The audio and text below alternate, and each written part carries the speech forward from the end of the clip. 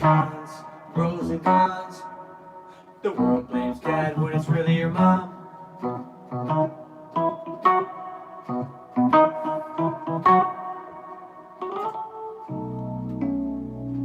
Yeah.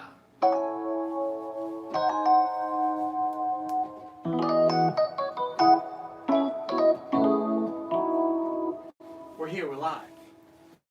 And good morning to you. Good evening, everybody. Good morning. Yeah. Good evening, good morning. Let me find Ooh, that's stream. good. There we go. Live. Live. She's real live. Epstein's Ghost, first in the chat. First in the chat. What's cracking, bro? What's up, Epstein's Ghost? Sorry we're late. Even Mateo from Indiana. It's Matt from Indiana. Matt from Indiana. Matthew. When you sneeze, you go, Matthew! What's up, Matt? Chris Hawk. What's up, bro? Sorry, I got too many pillows. Hock-a-doodle-doo, Hawk.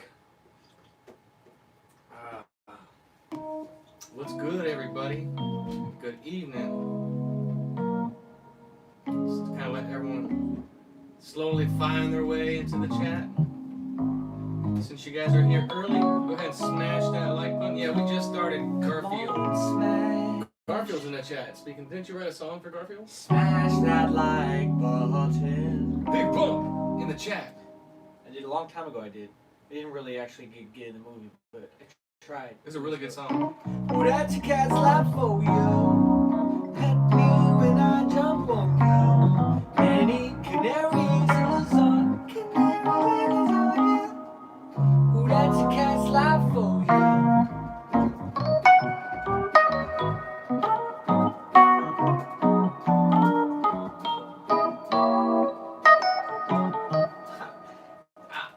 I ain't awake yet.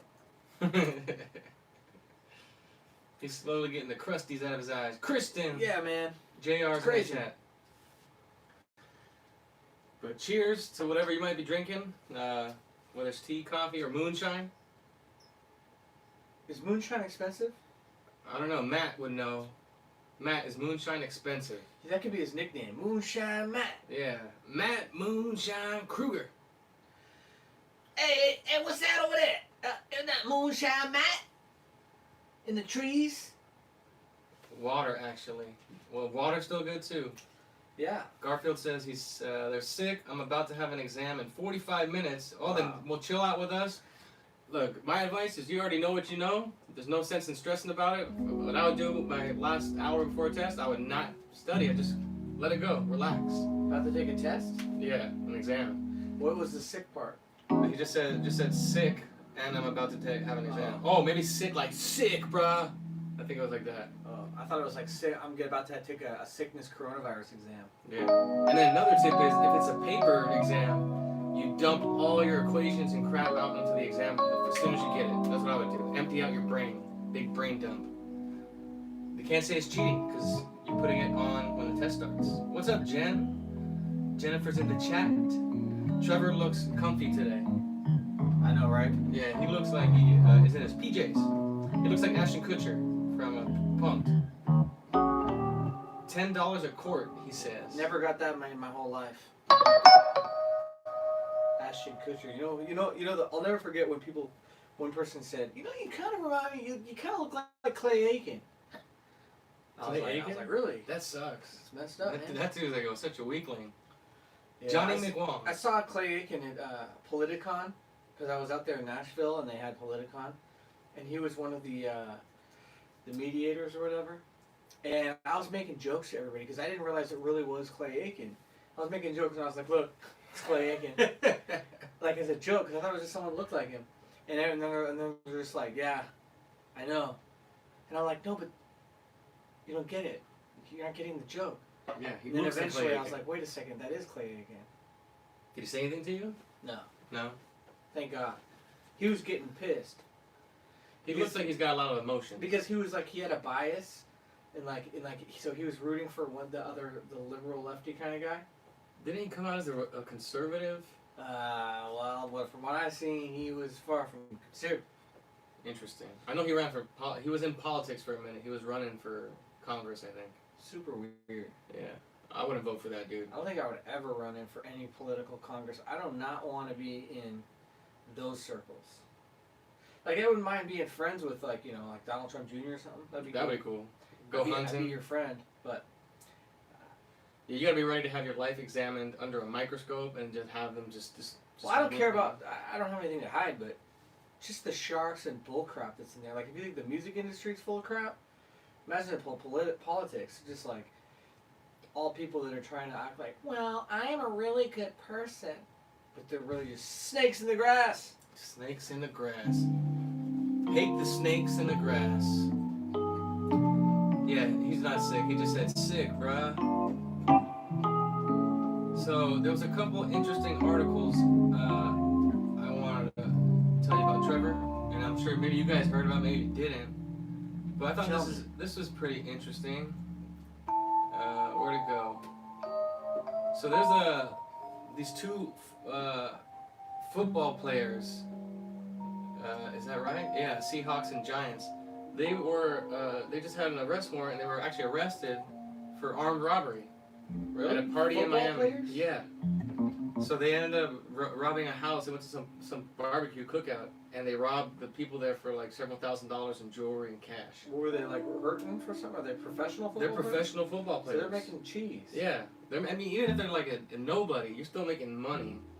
But still, these two guys decided to strong arm somebody and rob them at a party. That's insane. So they got busted. So now they're not football players. That, I don't know if they've come to that conclusion yet, but right now they just stand as accused and they have arrest warrants issued.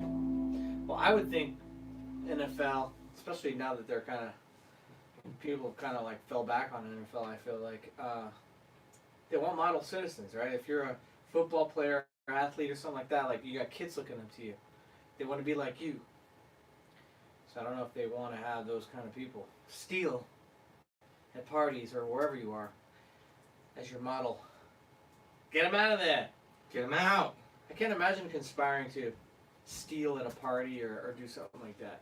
I mean, yeah, it's like you now, after having a career in music, deciding like, you know, I'm going to go rob this guy at this party. Well, music career is different. There's not as much of as a guarantee as being signed to a football team. So you think you're more likely to rob somebody? I'm even more likely to rob somebody. But I wouldn't. Well, I've won some shiz at a party. I've won some. What up, Raymond? I'm not sure what you said there, but yeah. So that's crazy that you can have an amazing career like that, get paid to play sports, and then you go ahead and do so. That's what shows like it doesn't matter like if you're a celebrity or famous or you have money or not. It all comes down to your character, and so that's why you do not look up to celebrities. You don't know what these people are like in their private lives. They may look one way in public, but then they do things that you wouldn't want to associate yourself with. Don't really look up to anybody, because anyone you're looking up to is looking down on you. Yeah. And let no man be your leader. They should be your equal, at the very least. Stealing is commitment. Yeah, and now they're gonna commit to some time in prison. Garfield, what? No lasagna? Such a chill vibe today. It's raining outside, hot chocolate in one hand under the blankets. Garfield, just chilling. Sounds like you got a little bit of rain action. The hot chocolate. I can see it with the blanket pulled up right up here. I think those are my favorite kind of days, is those rainy days. Hell yeah. Like when I go visit my dad in Oregon, he has a cabin up there with a fire. And if it's raining out there and you get hot chocolate, you're sitting by the fire, that's winning. That's the life right there. That's amazing. Some people's lives, their dream is to have the sun basking on them, and they're like out in a tropical island. That's like the grass is greener thing. The guys in the woods. Well, they say that. I think some people actually appreciate what they got, and they don't want the opposite. What was the guy's name? Oh yeah, so the football player's name. So there's two players. One played for the Giants, or is playing for the Giants for now, and the Seahawks. The Giants player is DeAndre Baker. The Seahawks player is Quinton Dunbar. DeAndre Baker and Quinton Dunbar. Dummy. That's dumb bar right there. Yeah, he's a dummy. You're gonna rob somebody at a cookout. You're a famous player. Like, they're not gonna recognize you. I feel like they could be arrogant too, where they're like, well, we're famous, so I don't think it's us. Yeah, that's just, they got some major nuts on them, you know, like, but you know what, that shows you that there's a pattern. This cannot be the first time they've done that. And they must have been messing around and doing crime and living wrong before they got picked up by the NFL. So it's crazy how this gets overlooked and they still get signed, and yeah, it just goes to show you don't know what these players are up to. T Warrior says top of the morning, gentlemen. T Warrior, what's cracking? Yeah, Guns and Barbie. Brandon Johnson's in the chat. OG Brandon Johnson. Seems like there's a lot of cool peeps here. Yeah, I think I'll take a drink. and then were those players black? DeAndre and Quentin. Yeah, they black. You know, Being black doesn't mean that you're gonna steal. it doesn't mean you're gonna steal. It only means that you might steal. Yeah, it just means that based on statistics, it's more likely that you would steal than somebody who looked like Trevor. I don't know. Not many people look like me. Only Ashton Kutcher. Ashton Kutcher and Clay Aiken. Yeah, exactly. Hot damn. Yeah, they black. Yeah, it was trippy. And then, did you hear about that? Another sports player, he married Kristen Cavallari from, remember the Hills, Laguna Beach show with all those rich kids? Remember the Hills? I never watched that crap. Yeah. Well, How am I supposed to remember that? I don't know, some hot blonde girl. Used to be hot, now she's Oh, her. not. She married a football player, Of course. and now she's getting divorced. Of course. And she said because he has no initiative or motivation, but she wants all his, like half his money. She wants as much as she can get. And basically, he said something to the effect that she's mad because he wanted her to go out and get a job and earn money because all she did was spend his money. Why did he want her to go get a job? Because he was sick. Like, there's a Do clip. they have kids? They have a family? I think they have a child, at least one child. There was one clip that they showed where she was a real bee. How make her stop spending money? Yeah, she said, she was in the car with him and she said, she's talking about spending her money. She said, every girl should have their own money. My money is my money. And then he goes, that's funny that your money is yours, but my money is ours. You know, she says, yeah, every girl should have a stash that you can't touch, and I get to spend all your money. And he was just like, you can see the look on his face, like he's just miserable. He's in hell. He's probably thinking like, well, how did I get here? Exactly. That's because he married his mother. It's because he just wanted sex. He's like, she's really hot. Yeah, she makes me feel like I'm the man. He wanted to bang her, and now look at, he's getting banged in court. Yeah, she's taking at least half. That's terrible. So yeah, don't be Jake Cutler. Don't marry your mom, and don't marry because you want to bang her. I've seen plenty of those situations, man, where most celebrities end up getting divorced anyways. It's either going to be a marriage that is based off of, like, you know, status, because it's like, oh, Brad Pitt and Jennifer Aniston. It's like a career move, you know? Or it's going to be a gold digger, some hot chick with a celebrity who runs off with their money somehow. Yeah. Like, you don't ever hear it, and they lived happily ever after, and they had a family, and they... Yeah, name me one Hollywood happily ever after marriage. Tom Hanks. Well, I mean, if the adrenochrome rumors aren't true, Kurt Russell, but I don't know if he's married to Goldie Hawn, but I know they've been together for a long time. I think he is. Yeah, and they seem all right. They made a pretty hot daughter, but she's a liberal. Shaking my head. Obama's getting banged by that footlong. Yes, T Warrior. He is. Talking about Michelle? Michael? Yeah, Michael and I. Well, I think Admiral Mullen. Yeah, they call him Bathhouse Barry. I knew that. It's sad to see people married just for the status they gain. Yeah, but you know what? I don't know. There's something to, you know, not all, but I think most women in general are going to do that. Hypergamy. They want to marry up status. Doesn't mean they're going to do that, but I definitely do think they marry up. Yeah. And if you start falling down, they're definitely going to leave you at your lowest. Yeah. They're, like that guy the channel we follow, that guy says, most girls don't want to run the race with you. They just want to wait, hang out at the finish line, and pick the winner. Sounds pretty true. That's true. Let's see. It's Trevor, you're awesome. Johnny McWong. Johnny McWong, I appreciate you, brother. I can't say you're wrong. What are we drinking? Says Garfield. Coffee. Coffee, and there's a couple oranges there for snacks. This is so when we're talking about stuff, we'll be like, Lin Yin Chen. yeah, man. Yeah, that's true, man. Wow, that's really weird, man. Lin Yin with the super chat, just starting it off. No way, Lin Chin. On fire. Your song. Save the white baby engineers. Save all babies. Lower the standards. I don't know if that's going to work either. What, for lowering marriage. standards? Yeah. I think it would just be adjusting your standards, right? Because you don't have to lower your standards, because there's physical standards, and then there's standards of morality, kind of person that you want to have in your life. So I think that was the problem. He didn't pick morality standards. exactly, He went with purely physical. it's an adjustment there. But I do think there is something to a girl, woman, whatever that is, hot her whole life. What did we talk about this before? If she's hot her whole life, she's got people handing her stuff all the time, praising her, making her feel like a goddess, and that's where male privilege exists. Yeah, girls like that are used to getting their ass they're kicked. used to getting anything they want. So they'll find somebody that'll, kiss her feet, and then once they stop kissing her feet, she's like, "I'm out of here." Exactly. There'll be that line like, I'm not happy. I just, it's not you. I'm just not happy anymore. I love you, but I'm not in love with you. That was me. That was my line. Yeah? I never used that, but that's such a cop-out. I love you, but I'm not in love with you. It's like, I love you, but more like a sister. That's because I had real love. Because I'd be more so like, not a sexualized, lustful thing. And I think a lot of girls think that they want to be idolized. It's that seeking to be praised and worshipped. Because when you're like hooking up with a girl and it's like it lasts a long time. It's like she's getting praised throughout that whole thing. Basically, Oh, yeah. you're worshiping her. It's an act. I mean, the wedding's about her. Like, it's all just like. Why do you think guys naturally last 5 minutes?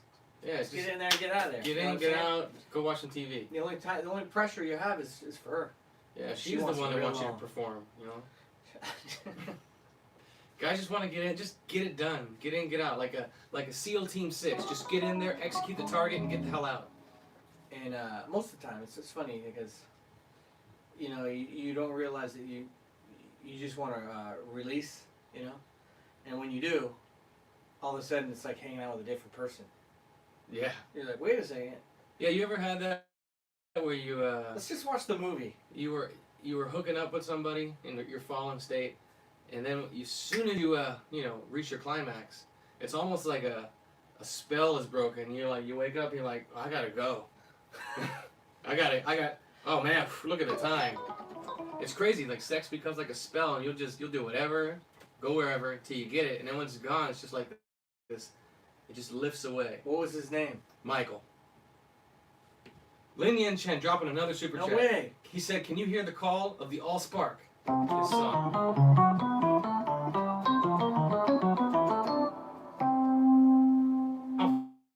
Optimus Prime calls you all to construct the future of hope. What's it? Giant robot lives matter. And Merry Christmas. Alright, it's 30 minutes away. I just want to try to focus back on my online exams.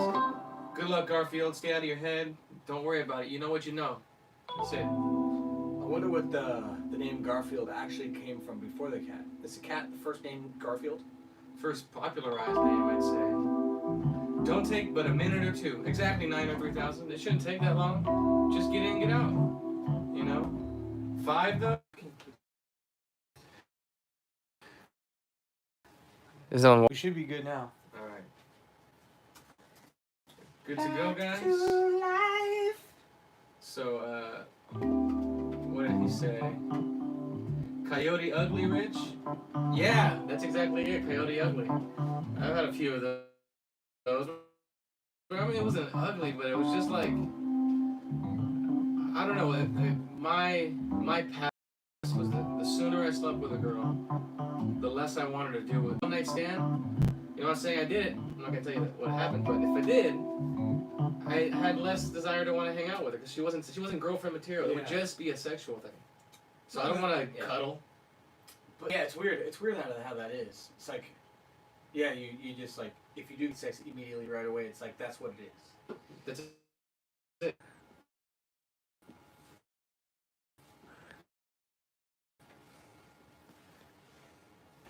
Tripping.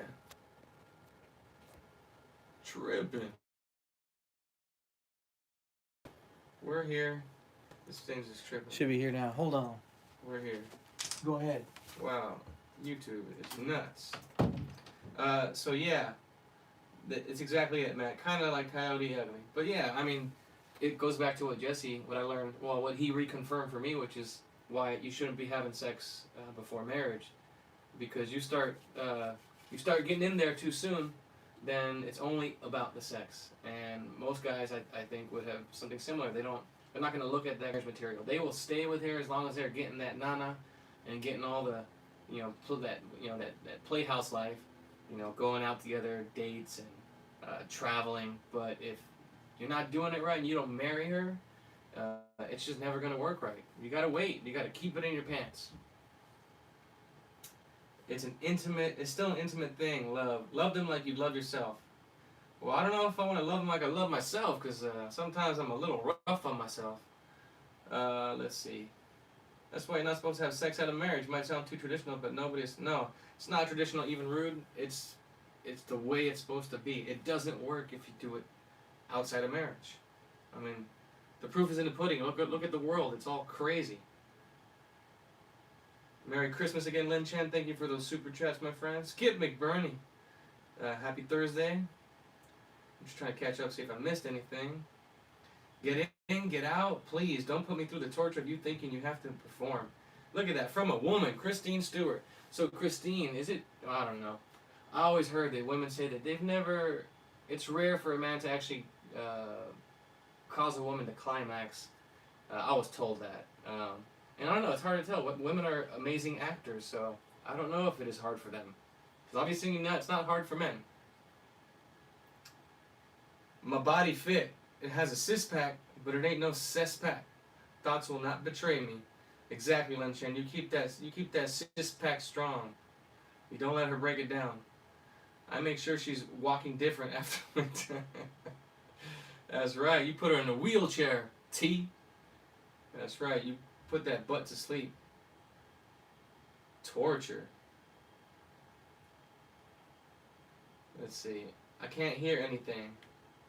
Is the sound gone? This broadcast is sponsored in part by Reggie Rickshaw's Radiators and Ribs. Oh man, get in, get out. Get a ride to the free clinic in a week. Exactly. Get that STD exam. What do you call two people with the clap having sex? A round of applause. True for me, no climax. Interesting. So I wonder if that's. Well, maybe she was telling the truth. Maybe all women just have a tough time getting there, and they just fake it. So that they lied to me. Here I am thinking I was like Peyton Manning, just turn the game around, just driving the ball downfield, a couple onside kicks, and the whole time she set me up. It wasn't even real. You're on vid and sound good. Baby making machine. Become a statistic. Exactly. You don't want to be a statistic. Stanky. I had a good friend of mine. She told me most times she would just holler to keep from laughing. Well, you might want to keep that to yourself. Flank the poon. All women don't have a hard time. I know this to be true. How do you know, Yeah, Robbie Bobby? if a woman's with a real man, Well, Christine Stewart is saying that you can get her. It is difficult, and they will Believe me. That's exactly how I sounded, but she's saying that they can fool you. I don't know. Can they produce showers in the bed? I've seen that too. But is she peeing on you, or is that a shower? No, I know the difference. I know the difference. But I've had that, and that's how I knew that I won the Oscar that night. You don't pee glycerin. Yeah. The heck did I walk into? Oh yeah, we're Black Toria. Sorry, we're talking about climax. Black Toria.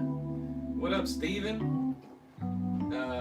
Let's see. Oh no, women can climax with the use of televangelists, laying of hands, and prayer cloths. No need for penetration or anything but her imagination.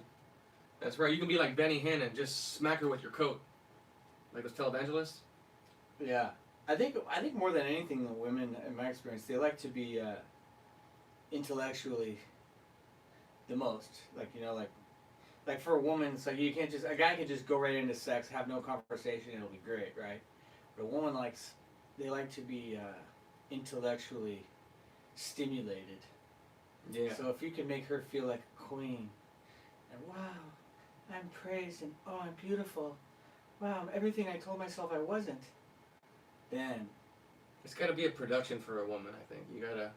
it's true. You know, men are just visual. Just see, like, it could see the arch. Every guy knows about the arch.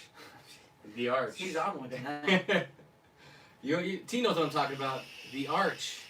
As soon as that arch locks in, yeah, you gotta focus so you don't lose control of that shit. I always just thought about a spider in the corner of the room. Just focus on the spider in the corner. I just think about baseball, like mundane baseball, bingo, cookouts. I don't know nothing about sexing. That's right, Victoria. We're all born again virgins. T War's got 8 kids. He obviously has no problem getting to the touchdown zone.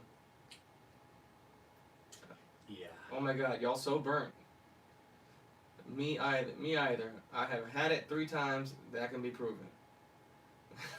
What does burnt mean? Like tired, burnt out? Yeah, maybe. You're crunchy. Steven, we were good friends and never did sleep together. Skip McBurney was good friends with Steven and they never slept together. Because I think I blocked somebody. Someone left a comment and said, Trevor, you're so burnt. And I just thought they were a hater, so I blocked them. So I just want to make sure, is that the same person? Because I don't know what they meant by it. I thought about it later and I was like, maybe they didn't mean Johnny McWong, I don't know. I think it's just laughing at the topic of conversation. Lin Yen says, I can feel her soul with my word salads flow. She be climaxing from oral stimulation through her ear or eyes when she reads the text.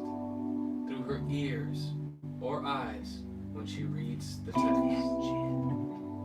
Feel her soul with my word salad. She be climaxing oral. Burnt, smoked out like chong. Yeah, like smoke too much weed. Crunchy. Everything makes me laugh. What up, Omar? Be out getting the claps and drips, the midnight trips. Can you tell I'm tired here? I'm out of it, man. Trevor's out of it. I gotta wake my life up. Needs some more coffee in his life.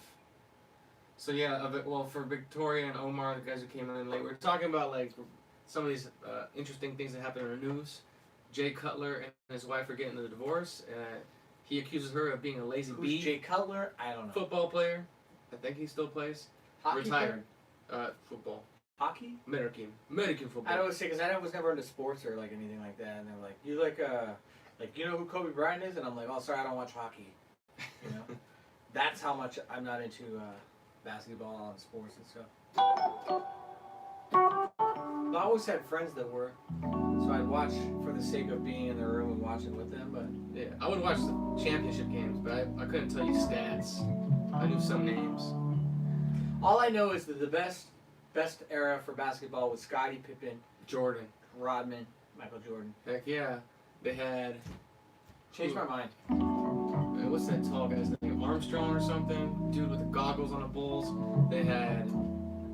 Oh man, they had so many good guys on the Bulls. We're talking about a different topic. I know a dude who got mad when his girlfriend farted. Yeah, that would be. I've never been into that. That's gross. Not into it.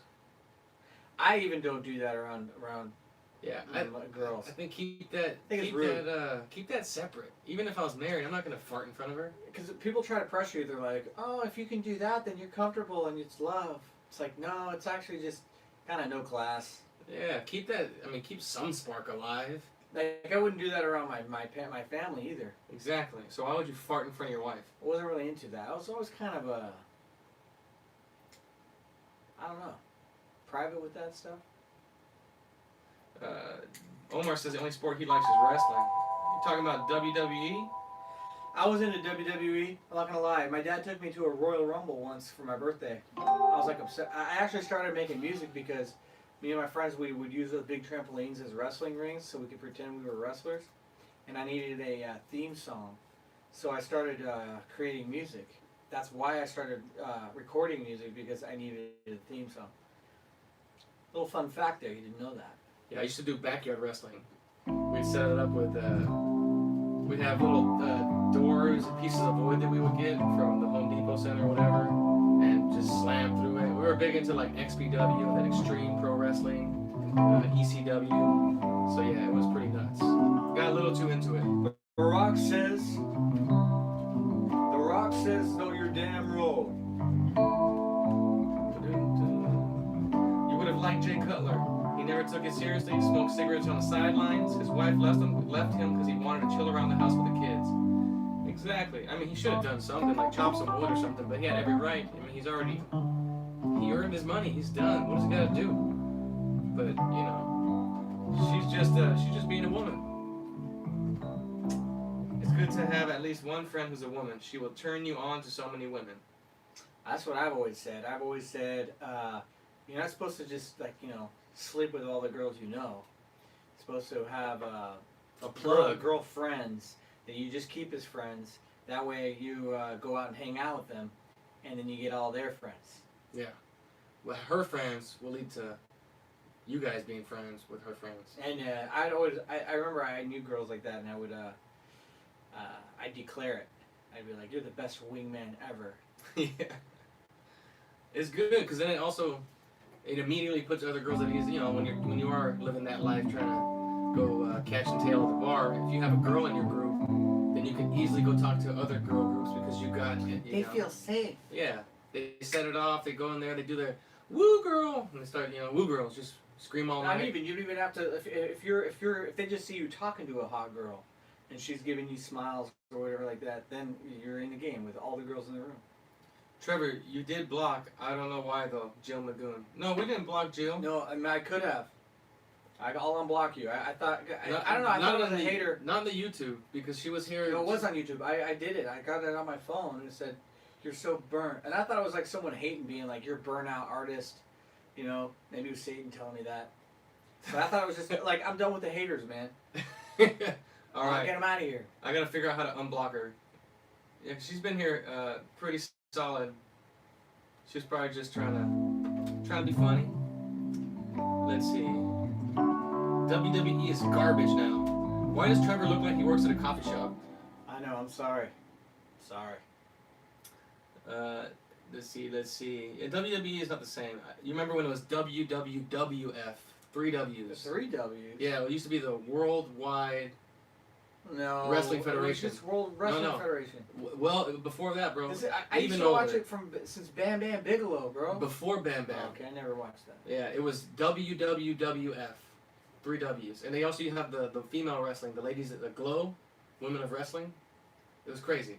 I watched too much stuff. The best era, I think, for wrestling was when it was like Triple H, Vince McMahon, Mankind, The Rock. Who are all the other ones? The Hardy Boys. Hardy Boys, like D-Generation X. Oh, man. DX. X-Pac. TNA. That was... S-Man. My dad's favorite wrestler was Diesel. He thought that he was a badass. I love the love. I love the squeal. Shawn Michaels was the best. I'm just a sexy boy. Sexy boy. I'm not your boy toy. Rowdy Piper. Or Val Venus. Hello, ladies. Val Venus. Remember Ravishing Rick Rude? And he would just like do his little thing. No, that's Val Venus. No, he got it from Rick Rude. Oh, he did? Yeah. Shit, I don't remember Rick Rude. Ravishing Rick Rude. Ricky Steamboat. I remember him. Ricky the Dragon. Woo Girls. That's right. Let's see what we're missing. What we're missing. World Wildlife. Yeah, they had to change their name because of the World Wildlife Fund. I remember that. I was like, this is crap. So that's why they went to WWE. That was the moment probably where it became the shift started happening with all the like the nature, save the humanity people. Like that was probably the first act where they were like, all right, hey guys, We got to give it to this because this is what matters. Exactly. Yeah. T, where you at? T Warrior won. Yeah. Beard Dude is on it. Thank you, Victoria. 1985 was when my body was constructed. It's old. Lin Yan Chen is referring to the fact that he is partially robotic. I'll just say that 1985, if you were born in 1985, you're older than me.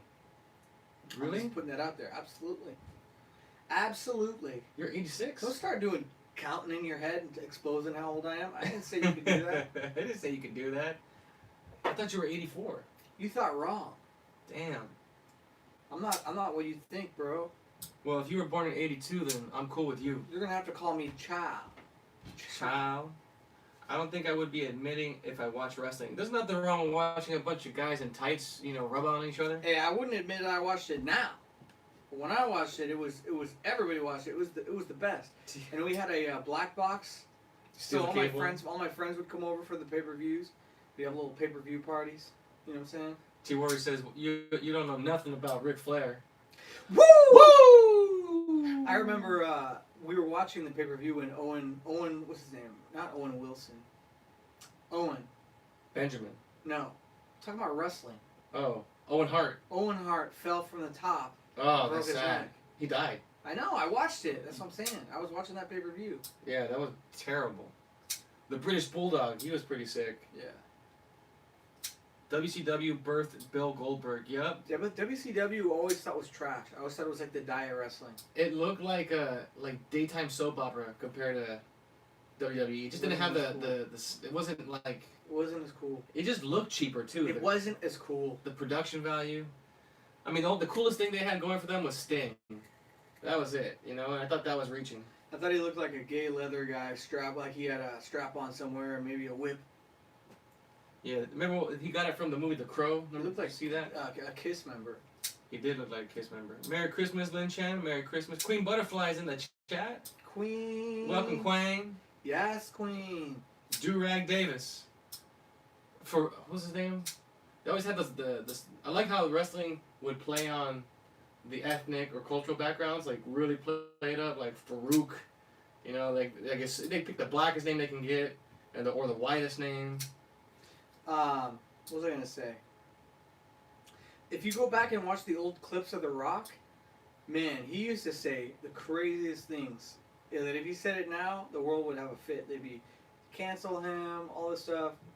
He's changed, man. He's like adapted to the PC culture life. Now he's just like Mr. Nice Guy. He, I don't know. It's like a Will Smith. It's like they put on this face to try to act like they're the best person in the world. And the world buys it and believes it. Exactly. So they're saying that Trevor was born between 1988 and 1990. You're a fire tiger, Trevor. What age did you discover your talent? Asks OD Red Pill. In the womb. That's how early it was. God whispered to me in the womb and he said, hey, I have Who fell? Owen Hart fell. a mission for you. So you were in the womb and you knew that you were just going to start playing piano. I was in the womb, I started playing my mom's stomach like this. She said the fingers were popping up through the belly. Like Freddy Krueger. She said this is 88 keys, started playing. And all of a sudden, she just started freaking out. And then out I popped with a microphone in hand. Amazing. Just coming out like that, holding the mic. I popped out all wet with blood. And I was like, hold on. The Steiner brothers. Oh man, that dude looked he looked so racked up. He had his chest was caving in. I don't remember the Steiner brothers. He kind of had a little gay vibe going on with the bleach blonde hair. Now, there's anything wrong with that. Nothing wrong with that, but it looked a little like S&M. Yeah. I remember when I watched Man on the Moon with Andy Kaufman or whatever, Jim Carrey and stuff, and Jerry Lawler, that whole story. I never knew about that, and then when I watched that, I was like, wow, I like this movie even more. Wow, it's got Jerry Lawler in it. I always thought he was a good announcer because he had a funny voice. He's all, Jerry King? Ah! Yeah. Him and Gorilla Monsoon. There's all these really good announcers. And who's like, Stone Cold Steve Austin. How? What was that name, JR? JR, yeah, he had the stroke, so he had a little. He had like a. Oh crap, man! Off the top rope, Stone Cold Steve Austin off the top rope. Ah, he's gonna win the championship. It was terrible. But all those things are what made it so dope back then. Now it's like, it's bullcrap. Remember the guy Michael? He would interview people in the back, and The Rock would be like, "What is your name?" He's like, "Well, it doesn't matter what your name is." Yeah, you like pancakes? Yeah, like it doesn't matter if you like pancakes. Yeah. You like that microphone? He's like, "Yeah, I do." I was like, "Well, I'm gonna take that microphone, shine it up real nice, turn it sideways, and stick it straight up your candy ass." Dude, the best people's elbow was he was in that suit and he slid across the. I remember that. And then dropped. Best people's elbow ever. Randy Macho Man. Ooh. Big Papa Pump. That's right. Russians are born with AK-47s in hand. Trevor Wesley had a microphone. Exactly. Yeah. T-Warrior 1 wants to know. If you guys want to call in too, it's 818-308-5559. Who's the best guitar player ever? T-Warrior asks you. I'm going to say that's my homie Eric Walls. That dude's nuts. Eric Very Walls good. is the best guitar player ever. YouTube Google that guy. Eric Walls. Eric Walls. E-R-I-C Walls. Yeah. Or was it no, K in there? I-C-K. I-C-K. Yeah, he sent me some videos. This guy is like, he doesn't look at it. He just plays and just, he's fluid. The guy was born to play guitar. Yeah, he's a beast. Snap into a Slim Jim. How has no one mentioned Hulk Hogan? Oh, everyone knows about Hulk Hogan. I am the real America. Jamaicans have a spliff, Chinese have a wok. I came out with a wok full of weed. Bumblebee life. That's right, because he's black Chinese. Razor Ramon. You can do a Razor Ramon impression. I didn't know Razor Ramon. Was he Hey, yo, WCW or Chico. something? Was he WCW or something? No, he was WWF. He was part of D-Generation X. Do you remember Mamacita? Mama. Do you want some Latino heat? Latino. Eddie Guerrero. Eddie Guerrero. Man, that guy, he died too. He did. He had like a mullet. And Yeah. bang, a mullet and bang. He looked like a Mexican, like, auto mechanic. Mamacita. Goldust. That guy was pushing the envelope. I remember I liked his theme song. I was like, Yokozuna.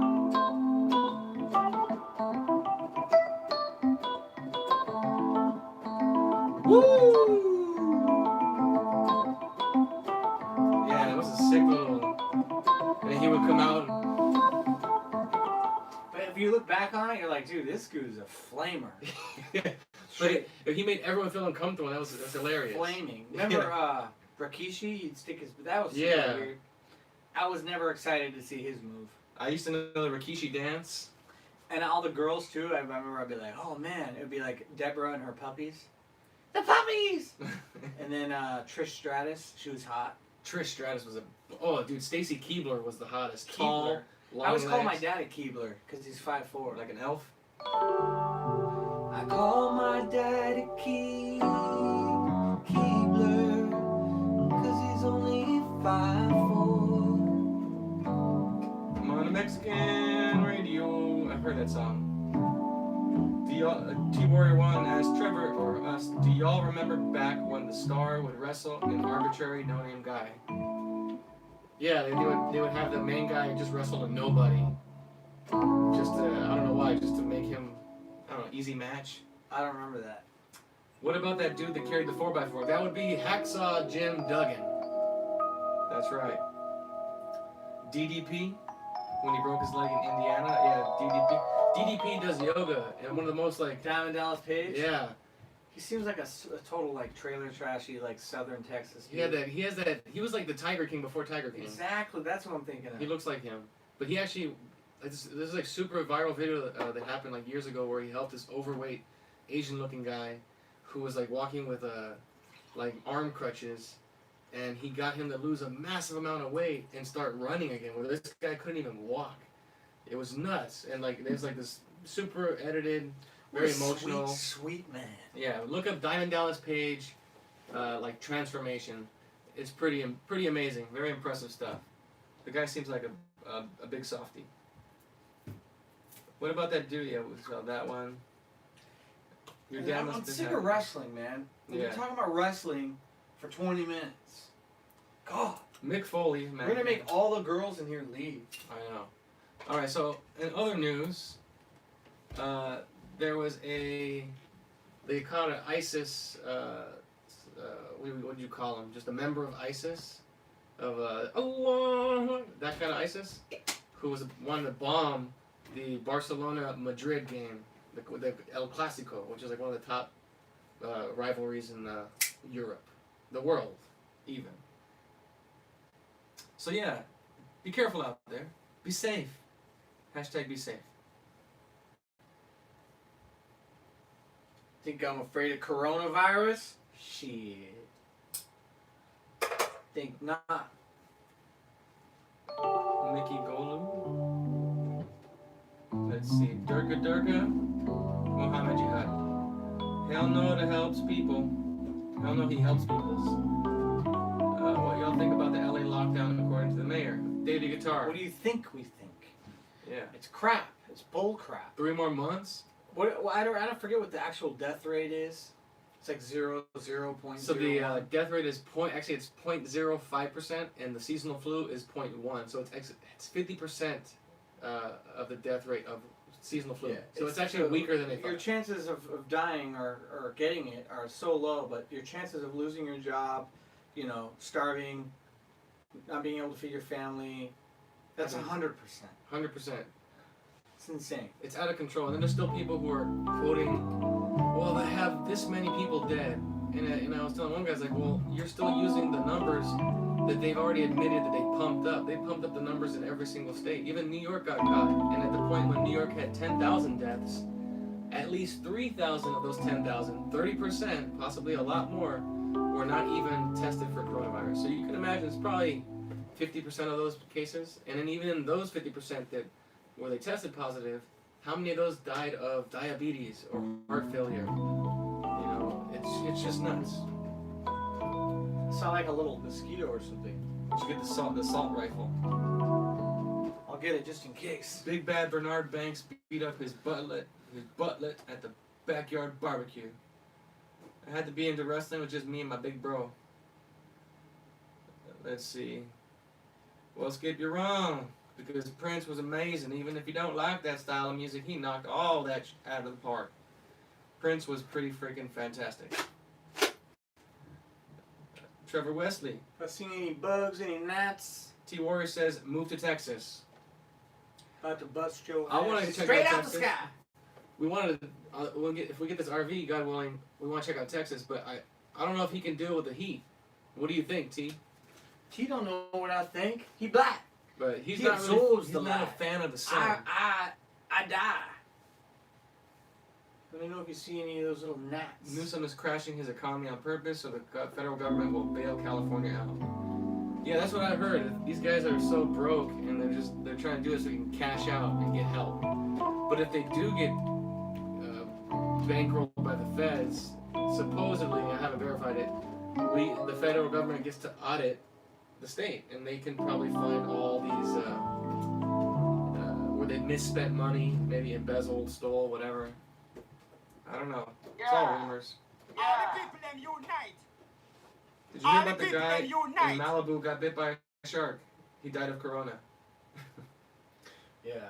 My cousin got hit by a car and died. She died of corona. The New Radicals. I remember that. Don't give up. Move to Arizona, says Christine. I think any red state would be fine. I've been even looking at Wyoming. Amazing. Beautiful country. And nobody's there. It's like you could live like a king there, all by yourself in the woods. Just sit back with your shotgun, just waiting for someone to show up. He's never right, though. will. Arizona is hotter than Texas.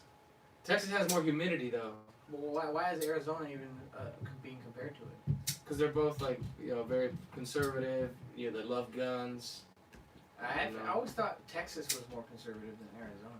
They're both pretty based. But Texas just is I that. used to date a girl from Arizona. She black. She's black. She's probably one of the only black girls in Arizona. And what's it called? What's that super popular place? Lake Havasu? No. Phoenix? No. Scottsdale? Scottsdale. A lot of hot chicks out there. Heck yeah. Arizona, dude, Arizona State University? Banging. Amazing. Chris says come to Idaho. That's where I want to go check out. My buddy's in, I told you, he's in Boise. Boise. I think if you're from Idaho, you're supposed to say Boise. Not Boise. Idaho. I depend. Or Belize. Oh, Belize. Oh, Belize.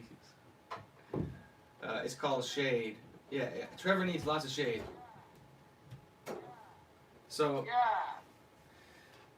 Boise. Yeah, Boise. That's how you say it. Boise, Idaho, not Boise. Yeah, we were out there with Boise. Yeah, welcome to Boise, Idaho. In New Jersey with Boise.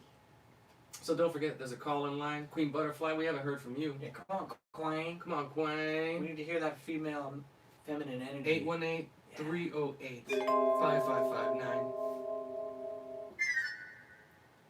Don't be shy. No one's gonna judge you. That's exactly how it went down. The pancakes was an exaggeration, but he did serve breakfast.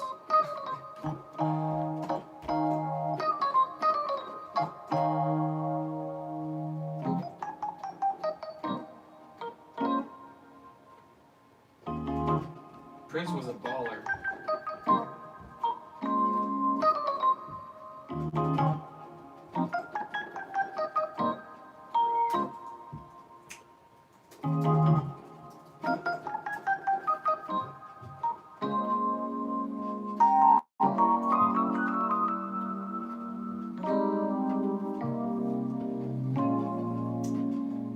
So, we're just waiting for someone to call in now so we can hang with you on the phone. 818-308-5559.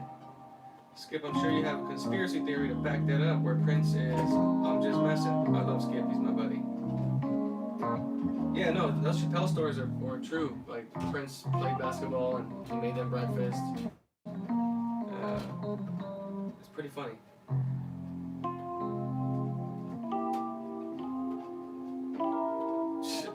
Johnny McWong says Lake Havasu is dripping with sluts. Nice. That's why I was telling him I want to go there. I want to go to the. He used to Don't always have sex on a wedlock, guys. It's not very good. It's all bad. Just- He's like, just to I was look. drinking with sluts. I can't just wait. to Let's go. look. Just to torture yourself. I gotta go see it at least once in my life. Hey, I'm not gonna lie. I'm not gonna plan and say what I will and I won't do. I never know when I'm gonna be walking. There's a pothole and I'm gonna trip and fall in the fallen state. You might meet your wife out there. You never know. I can't say. But I've seen pictures of this place. There's like an Indian reservation nearby, where the water is like as blue as that thing. It's like crazy light baby blue. Like it's called Lake Havasu Pie. It's like another part of Lake Havasu. Sluts are unattractive to me now. Yeah, it's that. I mean, they're aesthetically pleasing, but as soon as they open their mouth, No, sluts are unattracted to him. to OD Red. They're not attracted to him. Oh, unattractive to me. No, he's saying to him.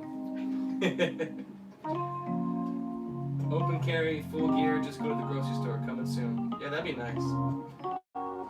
Trevor Wesley, T-Warrior says, Michael Jackson was so cold, they had to have several ambulances drag people off before he even started his first song.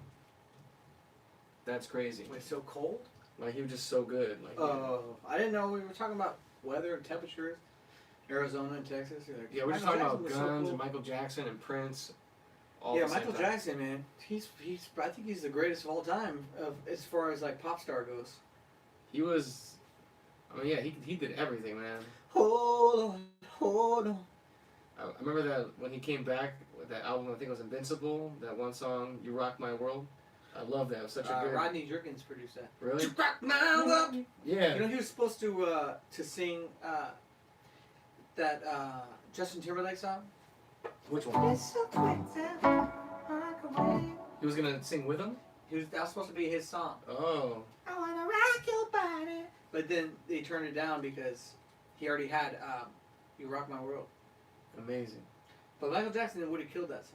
He would have. I mean, any song. But yeah, Rock My World was just... It reminded me of older songs, had that vibe.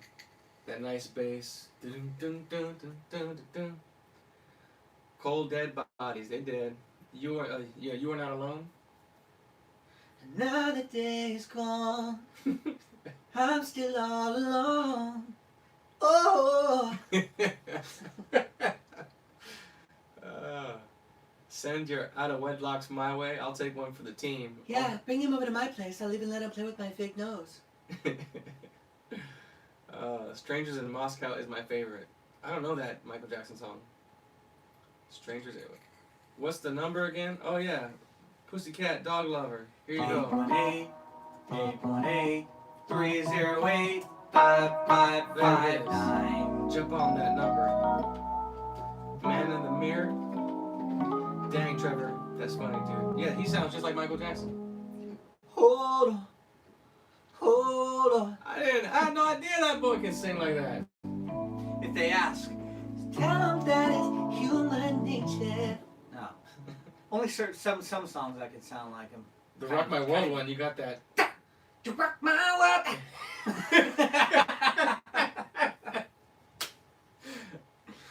Oh, man. Shmonda. Oh, that was good. That'd be a funny, you know how they do those YouTube things where they go out and trick people? What's the name for it though? Experiment. Social experiment. A social experiment to see how people react if you have Tourette's, Michael Jackson Tourette's. You're like talking to just them come and out you're like, hey, my name's Shmonda. Stephen Will. All I was saying is Prince wasn't what I would call one of the best guitar players. He had no soul. Prince is awesome, man. Dude, he's an amazing I saw him in concert. musician. He did $20 concert series at the Forum, and I went I think once or twice, and he was killing it. He's a talented musician. Killing it. Like there was not a wasted eyebrow move. Like everything he did and the way he played, he stood there. I was like, he's just cool. Like you said, everything was like every movement was purposeful. Everything had a intention to it. It was insane. He didn't just stand there like talking to the crowd. And Prince actually advocated for artists to have ownership, and he was always anti label owning your masters and all that kind of thing. So he was one of the very few artists to advocate to make sure that you own your music. He was very, very. He's very wise, and I didn't learn that about him till later because he talked about chemtrails and. I never had Prince played in my house. Really, my parents never played him. I just remember my parents saying that Prince was like trying to act like Little Richard. They both had that kind of, Richard. flamboyantness. I think it was the aesthetic, though, the look and the vibe. But Prince was his own musical beast. For sure. And I love that. Little Red Corvette. God, that was a good one. Or Purple Rain. we could funk until the dawn, making love till cherries I dawn. still want to figure out what song that was played in the Batman movie, Batman 1. Oh, let's find out right now. The boombox and the Joker. Don't play it too long because we might get demonetized. Batman. Especially Prince music. Prince is his team, whoever is in charge of his music, you can't find any of Prince's music, anywhere.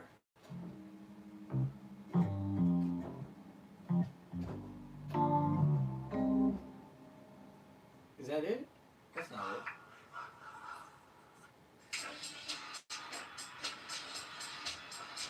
What is that? Oh yeah. All hail the new king in town. That was it. Yeah, we don't want to get demonetized. Unknown caller. Oh, there we go. Oh, it's probably if it's that Oregon number again. Then we know who that guy is. The Beta. Does it say on your phone who's calling? Oh, Davis, California. It just tells me what city. Let's see. Prince was popcorn and candy. He had no soul. I don't know, man. I disagree, Skip. Yeah, he had that funk. He had funk, bro. He was very soulful. The guy was just an all-around musician. Yeah, come on now, Skip. Skip, we have to continue this conversation somewhere else If because Prince you're had wrong. if Prince had no soul, then what? I mean, there must be no artist alive nowadays that you think has soul. I mean, Purple Rain, just that song on its own. I mean, just. I never meant to call you. It is sorrow. Prince wasn't even black. He looked pretty white, but he had black features. His face was only white. Everything else was black. Oh, He had that I think I powder. know who this is. Warrior 1. To accept, Shit. press 1. To send a voice. T Warrior 1, you're on the air. What's going on, fellas? What's up, buddy? It's cracking, bro. Hey, Michael Jackson. Hey, you got to check out that song, Stranger in Moscow, man. It's a bad song. Yeah, I don't even know. I never heard of that. Maybe if I heard it, I'd be like, oh, I've heard that before. I love the instrumental to that song and how he sang it. It's cool. It's a cool song. That's my favorite song of Michael Jackson. So what do you think, T? Do you agree with? Obviously, you don't think Prince lacks soul, right? No, Prince. Hey, Prince was bad, bro. Prince was bad. Prince is a beast. Hey, did you know? I didn't realize it until I saw the memes, but yesterday was Stevie Wonder's birthday. What? Hold on, wait a second. Let's get back to Prince. What if Beta said that Prince don't have soul? That Skip McBurney, he says he's standing by it. That he had no soul. What the? Maybe he's not talking. Maybe he's not talking about music. Maybe he's talking about just in life. Man, Prince had soul. I mean, dude had so. I was gonna say he had so much soul he cut the butt out of his pants. He cut the butt out of his pants. Yeah, Prince has soul. I don't know if y'all remember that, man. He had your pants with the cheeks cut out of it. That was funny. He wore like it was like chaps almost. It was extra gay, but it was funny. But he also has some of the most beautiful girls with him. Apollonia. And he also had some of the most beautiful eyes. Sheila E. Yeah, all Sheila of them, E. Yeah. Dude, Sheila E. had one of the best pop songs of the 80s. She performed at the Forum when I went to see him. She was there with him. She was awesome. Yeah, Sheila E. was bad. Yeah, I had a crush on her. She And was hot. Esperanza Spalding opened up for him. Hey, so do y'all remember this dude named Rockwell? Yeah, He had Michael that. Jackson. What was that song? I always feel like Somebody's watching me. See, Michael Jackson was on that song, though. Yep. Then I got no privacy. Yeah. And it's funny because like that was his own. I don't remember any other I'm in Rockwell the songs. Twilight other than that. Zone. That was a weird song, though, man. I don't know what his problem was. That was just weird. Yeah, it was. Trying to wash my hair. You Yeah. look around and see somebody's standing there. What kind of singing is that? There you go.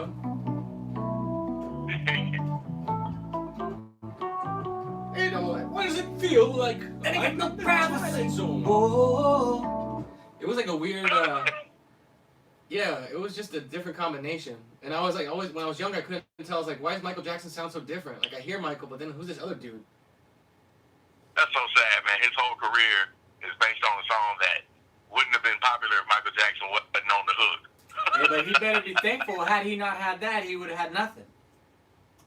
That dude probably works at his local church's chicken right now. Man, I've had people be Church. like, "Don't you get tired of singing Chivalry as Dad?" And I'm like, I'm grateful that I have a song to sing. Hold on. Shit. They said, are you tired of singing what? It's my song that went viral, "Chivalry is Dead." People are like, "You get tired of singing the same old song?" Or I hear other artists complain. I've heard like behind the scenes and be like, "Man, I hate that I have to sing the same songs over." And it's like some people don't have any songs.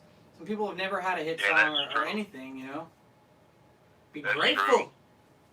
So Rockwell's That's probably like, he's probably squeezing the juice out of that still. He's probably still gigging and touring. Big Bump. I never know, but Big Bump says Rockwell was Barry Gordy's son. Really? yeah, that's Barry Gordy's son. Y'all remember this rapper named Young MC? Heck yeah, he did Bust a Move, didn't he? Yeah, you see what I mean? Like, even today, he probably still does that song, I mean, I don't that's know his bread any and of his butter. other songs. Yeah. You remember one of my favorite 90s early rap songs was Paperboy, the ditty. Do a little ditty if you want to, cause then I can see if I... Oh, yeah. See, I'm going to take you back. Now, I'm going to show you my age now, but it was a song, and this song cracks me up because this guy on the video, it was a video, it had Spike Lee on it, and the name of the song is The Butt, right? But the dude who's like the lead singer, man, he's like every black uncle at the barbecue. You know, he's like, go in the butt, oh, sexy, and ain't nothing wrong. Everyone will do the butt all night long. Was that Leon Phelps? Was that Leon Phelps' favorite song? Yeah, this the latest, man. My suggestion to you is to do it in the butt. Yeah, that's disgusting. Leon. Yeah, this is Leon Phelps. The love line with the what was it? The love line with the correct response to your romantic queries. That was a real song, man. It was by EU. Big Bum just said it. EU from That DC. makes sense because it's like, ew, do it in the butt. Doing the butt. It's a silly song, man, but it cracks me up, man. It's a funny song. Man, that is classic. Yeah. So what do you think, T, about the Jay Cutler and that divorce? Like, did you hear about that? Like, the reasons why? No, I didn't hear nothing about it. What happened? She said she was mad at him. She resented him because he was retired. You know, he made millions off the NFL, and he just wants to hang out at the house and hang out with the kids. And wait a second, hold on. So she been sitting up there benefiting from the millions. Exactly. And now she want a divorce because he ain't out there making the millions. Yeah. She a gold digger, man. Exactly. It's crazy, though. Cut her loose. I'm pretty sure it's another woman back there waiting. Yep, but I mean, I'll take you, Jay. yeah, 50% of his money later. Yeah. Yeah, that's silly, man. I don't know. If they got married, you know, because a lot of those relationships in the first place, a lot of those guys are married to the woman, you know, just because of their fame. Like, if that guy was working at your local auto mechanic shop, she probably wouldn't want nothing to do with him anyway. Yeah, it would have never happened. Exactly. Yeah, that would never happen. So, I mean, if she's ready to dip out, that means she wasn't working in the first place. You know, while he was out there playing football or whatever, well, she probably had Tom, Louie, and Harold in the bed, you know what I mean? And now he's at home all the time. He ruined that, so I want to divorce. Oh. Exactly. I don't know. I want that ring. If you don't buy me that ring, I'm leaving. What do you think, T, about what she said when it came to money? So she treated their relationship as whatever money she would keep her own private little stash that he had no access to, and then she would also expect to have half of his money while they were married. Do you do that with your wife? Does she get to have her own money that you can't touch, or is everything split 50-50? Well, my wife has her own money, but we also work out what bills get paid by who. You know what I mean? Like, I'm not going to be, oh, girl, you can't have no money up in this house. Take them shoes off, go cook me some eggs, you know? It's not going to be like that. But, I mean, now it's almost, I hear Jesse sometimes saying that, you know, a woman shouldn't work. But today's society, how everything is, how much money you need basically to survive, sometimes it's necessary to have your wife work. You know what I mean? So, now you just laying your butt at home. Yeah. You just laying around on the couch eating Cheerios, you know, watching telenovelas. For and sure. she out there working. See, I think there's something about, like, the kind of woman that I envision, like the old school type would be like, her work would be like if she was into crafts, like making blankets or like, you know, and then maybe she sold them at like fairs or around town, or like some sort of like something like, I don't know, artsy like that. You know, it's like gifts on Christmas or anything like that. She'd give people stuff she made. My aunt was like that. My Aunt Carmen, she makes blankets and quilts and stuff like that, and she always gives them away for people. But I feel like stuff like that, because you can make money doing that. Or like my aunt was an artist, she would draw pictures. My wife's a CNA, man. She does that That's in-home care for like elderly people. You know, that's nice. That's not a feminine job. Yeah, that's a good role for women. I mean, they definitely have that capacity to care for you. Yeah, they're caring, affectionate, touching. I've always wanted. She's also a part-time coal miner. No, I'm kidding. It's like it's almost a gold digger. I mean, and who doesn't like a good-looking nurse with those scrubs on? I'm just saying. Scrub is it? Hey. T knows what I'm talking. That's why T has 8 children, because she'd be wearing those scrubs when she gets home. He's just like, get over here. Come take this blood pressure. Skip's gonna say that T Warrior has no soul in his life. I'm feeling a little feverish right now, baby. Can you come over here and show some of them nursing skills? Hello, nurse. Yeah, there's nothing like a hot nurse, man. When I used to work at a hospital, and that was, man, that would just make the whole shift just go by so nicely. Now, you know what I noticed, man, is like a lot of these dudes that are in their early 20s, man, you know how Jesse talks about men taking on the attributes of a woman? Yep. And these dudes, I work with these youngsters, man, as these guys are like temperamental women, man. I was talking to a guy today, I said, when you speak, you're not very concise. You give directions that don't have any point to them. You'll say, go over there and get that. Yep. But you're not you're not specific. You're not like, hey, can you pick that shovel up from the side of the truck or something like that? That's So such you're a not very womanly concise. thing. Exactly. He got mad when I told him that, and he started cussing me out.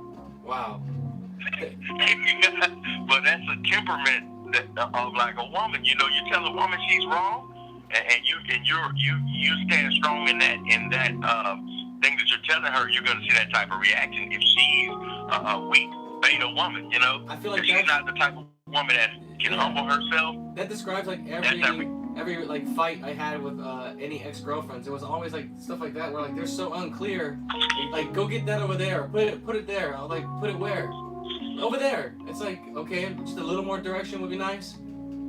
But he still did what she said. I did. I'm gonna tell you something about myself, dude. Like, I'm one of these people that I don't understand when people throw hints. Like, my wife, if she throws hints, I'm just gonna be lost because I don't get it. Like, so if she gets mad and leaves, right? To me, you gone. You left. You went to mama's house, right?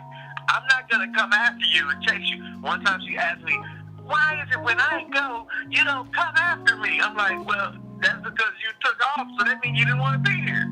Exactly. I mean, I don't get them kind of hints. No, Like, I know if you exactly what you're leave- saying. I had girls. I've had many girls do those kind of things. They set you up to test you. It's like all a test. Yeah. Yeah, I don't get that kind of stuff. I'm like, man. I want you to be direct. I want you to tell me what you want. Don't play games. Don't try to give me hints to try to make me have to figure it out. Even my mom, like I remember, like a few months ago, or it's like a while ago, she came over and we were watching a movie. I put on a movie, and she just kept complaining about the movie. She kept saying, "This is so violent. This is like complaining about it." And then when it was over, like she brought it. She's like, "You didn't shut off that movie. I didn't want to watch it." I was like, "You never said that. You just said that it was violent." She's like, "Well, I thought you'd get the hint." I'm like, "No, like you should have just said, let's watch something else." Yeah, they can never be direct. It's always gotta be this like guessing game. Like they want you to read their mind, and then when you don't do it, they get pissed at you. That's a form of control, man. It is. You know, you should know how I feel. What the? Exactly. I ain't no dang, what do they call it, a psychic? Exactly. Man, You look like Miss Cleo. I don't even think I would want to know what you're thinking. Yeah, it's crazy. You should know.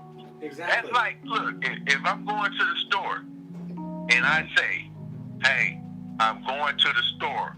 Do you want anything?" Right? And she said, "No, I don't want anything." And then I come back and I'm eating my chips and drinking my Diet Coke. And then she's like, "Can I have some?" I was like, "Wait, no. You just said you didn't want nothing." Exactly. We all know Well, that you story. know. Yeah.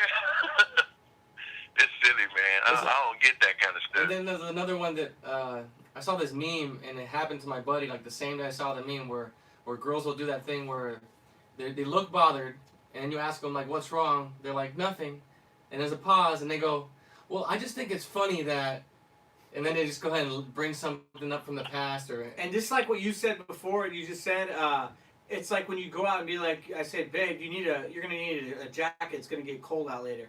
"No, it's fine. I don't need it." And then you go out and she wants your jacket. Yeah. So I would bring her jacket anyways, because I knew she'd want it and I didn't want to give her mine.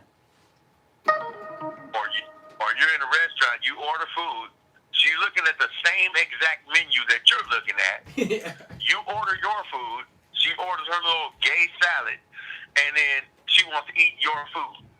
Exactly. Like, every time. You saw the same food on the menu, but yet you want to sit here and cut me a piece of the pork chop out of it. No.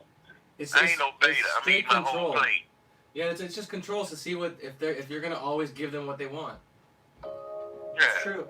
But just like Gotta when you love go 'em. rob a bank together and then she wants you to hold a bag of money while she's sticking up the cashier. Or the cashier sticking up her, you know. If it's the cashier. Yeah, what do you think about? I Oh. know Jesse asked. I came up with as a joke in church or somewhere where he asked, would you be the kind of guy who holds your wife's purse? You know, and they like to do that when they can totally hang it on a shelf or put it somewhere, but they want you to hold it. They're like, babe, can you hold this? What would you do? Do you hold that purse for her? Or do you tell her to deal with it herself? Man, I put it down. Like, as soon as, I don't know why, like, my wife has this thing where she wants to hand me stuff, but I instantly just put it down. Here, hold this. I just sit it down. Why did you do that? But I'm not walking around holding your purse. And girls have, I notice a lot of girls have the thing where they're like, they don't want their purse to touch the floor. Oh yeah, they get mad Don't at you. hand it to me. Someone else is calling, but they're gonna. Yeah, have to don't call worry back. about it. We only got one line. They gotta wait. Hey, I'll get off in a little bit, man. I can't hog the line. No, it's I all was just good. calling No. because everybody else was being beta and didn't want to call. That's right. We got so many people haven't called in ever, like Queen That's because Butterfly. Everybody had to smoke Marijuana. first.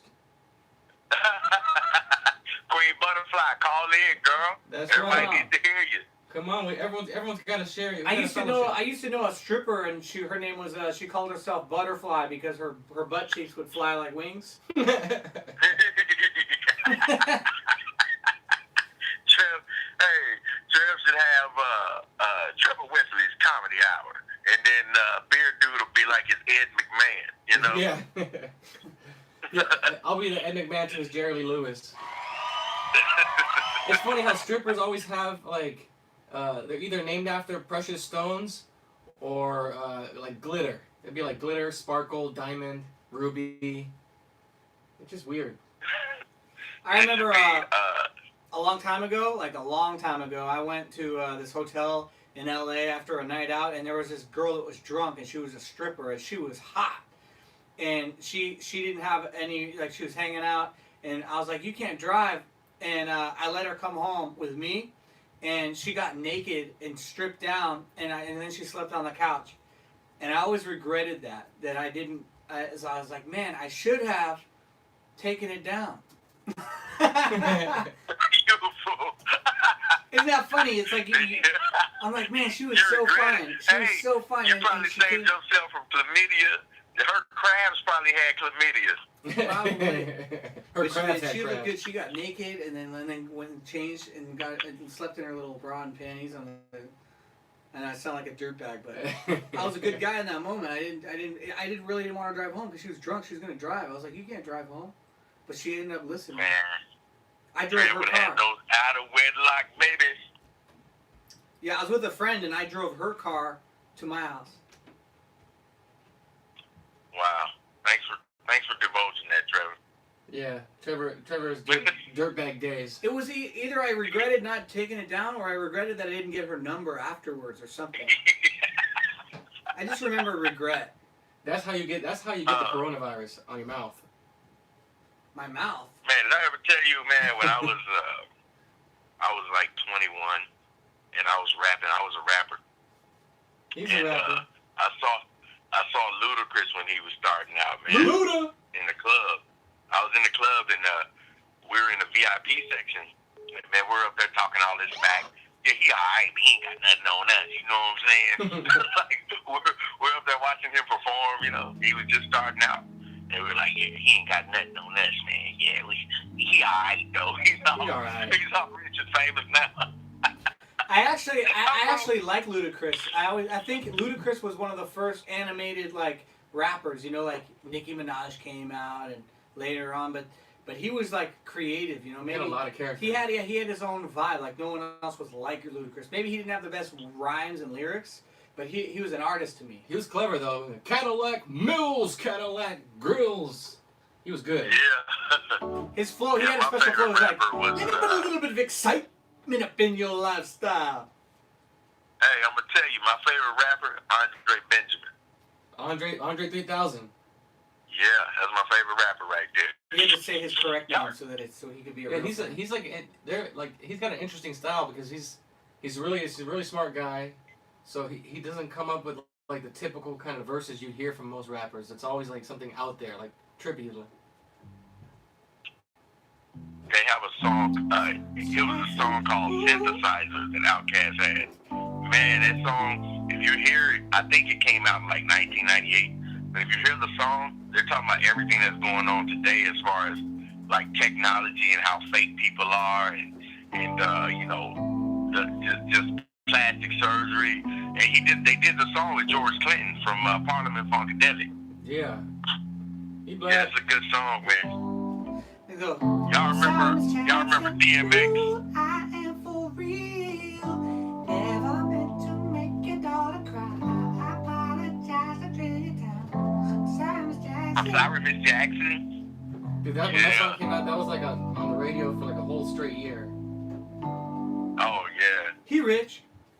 Yeah, that album. Made You don't think what's his name from Black Eyed Peas, Will I Am, was inspired by him, do you? No, I don't know what's up with that dude. I bet he was. I bet you Outkast, Andre 3000 was his favorite. His name ain't even no Will I Am. That boy's name is William. William. He gonna try to split it up. No, I'm not William. I'm Will I Am. Get it? Come on, man. Hey, that's like Flow Rider. How He over long? calling himself Florida. How long is a Chinese name? How long? It is a Chinese name, man. How long? It is. It made me think of another one. It was like our previous administration was an Obama nation. Hey, that's a good one. I think we came up with that last night on the stream. I realized it. Yeah. Talking to you. Yeah. Yeah. But hey, guys, I'm gonna get off the phone and let Queen Butterfly call in. Yeah, she's got cold feet. All right. Take care, She's T not Warrior. cold. Hey, I'll holler at y'all again, man. Y'all take care. All right, Bye, T. see ya. Let's see. Somebody was trying to call through. All right, now it's open. So whoever was calling from Davis, California, the line is now open. Davis, California. So they were talking about some rappers in the chat. DMX. Here I come. Call from Why'd you wrap it around like that? Johnny to accept, press 1. To send a I think this is Johnny McWong. It's Johnny. Here's Johnny. You're on the air, Johnny. Hey, buddy. Hey, buddy. What's up, boy? Hey, why you guys sound like you're so different? What you mean? My phone, I can't even use the earpiece. I gotta plug in my headphones and stuff. You got it Obama? sound all weird. You got an Obama phone? Hell no, I got an iPhone. Where are you calling from? I'm calling from Sacto, California. Nice. California. Yeah. Yeah, I've been listening to you guys for a minute, and then I don't know. I guess I decided to call in. So are you Chinese and Irish? Are you Chirish? Yeah. Am I Irish? Yeah, Chinese and Irish. McWong. No, that's actually something I read on there's like some dentist called I think his name was Ellen McWong or something like that, and like I thought that was hilarious because the McWong is like That's like Kenny McLou. yeah, or fucking and Jigga McBoo, I don't know. Or Tommy Owen. Yeah, whatever, man. But I don't know. I called in just to say you guys just show my appreciation. You know, I know I be trolling people, but I just wanted to say I got a lot of love for you guys. Well, appreciate it, brother. You guys actually. Oh, this not.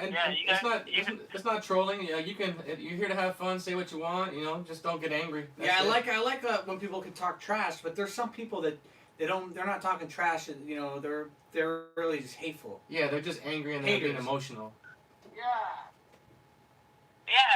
you're right. Yeah.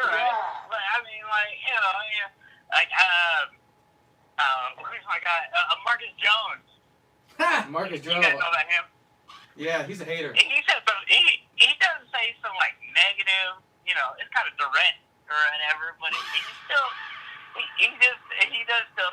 You know, he's not a nasty man, and he says, you know, good things or whatever. But yeah, that's my perspective. Like, you know, I think it's all about fun. You know, I seen a lot of fucking.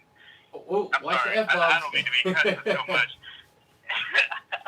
But I seen some nasty stuff in my life, man, and the positivity is the biggest thing for me. It's Yeah. probably I had the only to thing block- keeping me alive. I had to right now, block you know what I Marcus mean? Jones because every time I'd log in the chat and start watching the show, it was just always negative. Like I just was like, I'm tired of seeing it, so I blocked him. Yeah, Yeah, Tom. it wears on you.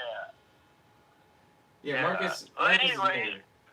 yeah, I'm so relieved just to be hearing you guys' voices, man. I'm so burnt. Johnny. Take it easy. Keep singing, man. Man, you're such a talent. I can't believe it. It's, man, you got me. Yeah. Shamonda. Hey, John. Oh my God. So, how'd you find? Curious, how'd you find Trevor in the stream? Oh, well, I found you guys through JLP, and then once I can't remember. Sorry. It was something about the music. I always love music, man. It's like sorry. Did you find me through the remixes I made? Say what? Did you hear the remixes, the Jesse remixes? Because I started making Jesse remixes. No, I think I kind of sworn I heard like your name through the church or something like that. Oh, okay. And then when it was like Trevor Wesley, I was like, oh, okay, I'll Google that, you know. And then I did that, and then what was the one? It's not Chivalry Was Dead. It was that other one.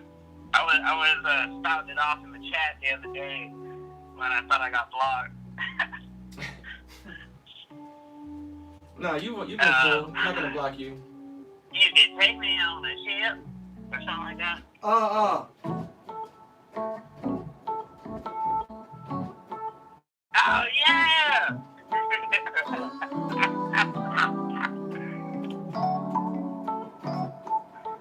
I'll take you on a trip, Yeah. on a plane or a ship. Somewhere exotic you ain't never been. Champagne in the sky, let's have a sip. Yeah. Amazing. Oh man, God, you guys are so great. That's so great. All glory It's to so God, great. Bill, baby Jesus, I know for I'd the be sleeve trolling. droppers. I know I'd be trolling James like a mop. But God, it's so cool. It's so cool to just be hearing you guys' voices. You know what I mean? Like, oh man.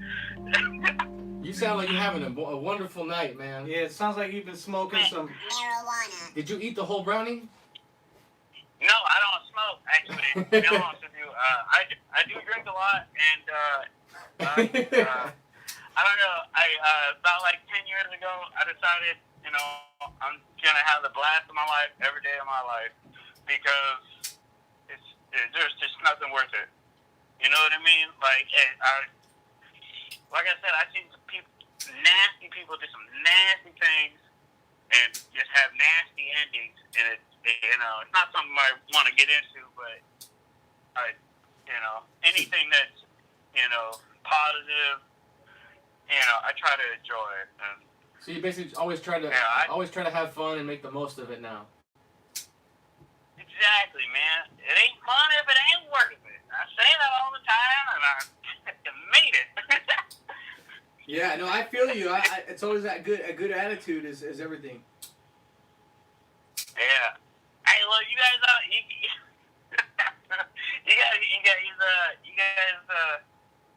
keep doing what you're doing, whatever. I don't know, but I'm fucking burnt on this one, so For you guys sure. have a good one. All right, Well, buddy. thanks for calling, bro. I appreciate the support, man. Yeah. Yeah, nothing but love from this. Nothing but, Appreciate nothing it, but man. love. Thanks, Johnny McWong. Thank you. Alright, later, guys. Later, buddy. Brought to you by vodka. Brought to you by that yak. So, Black Stepdad said he wants to hire you for his wedding. All right. I told him, DM him. Send a Put DM. your money where your mouth is, kid. Yeah.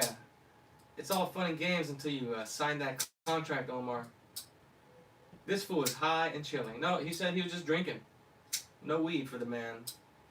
Who knows? An honest drunk. I like him. The amazing Lucas cries while he shaves his legs. Yeah, that dude is such a beta. Yeah, I'm not gonna talk too much about him, but I mean, I don't judge people unless they do something to me personally, and even then, it's like I just cut them off. But I know what you mean, T, because he blocked me too. yeah, he's an interesting guy. We talked about him. I'm trying to figure him out. That's the thing, is he seems like he's on the fence.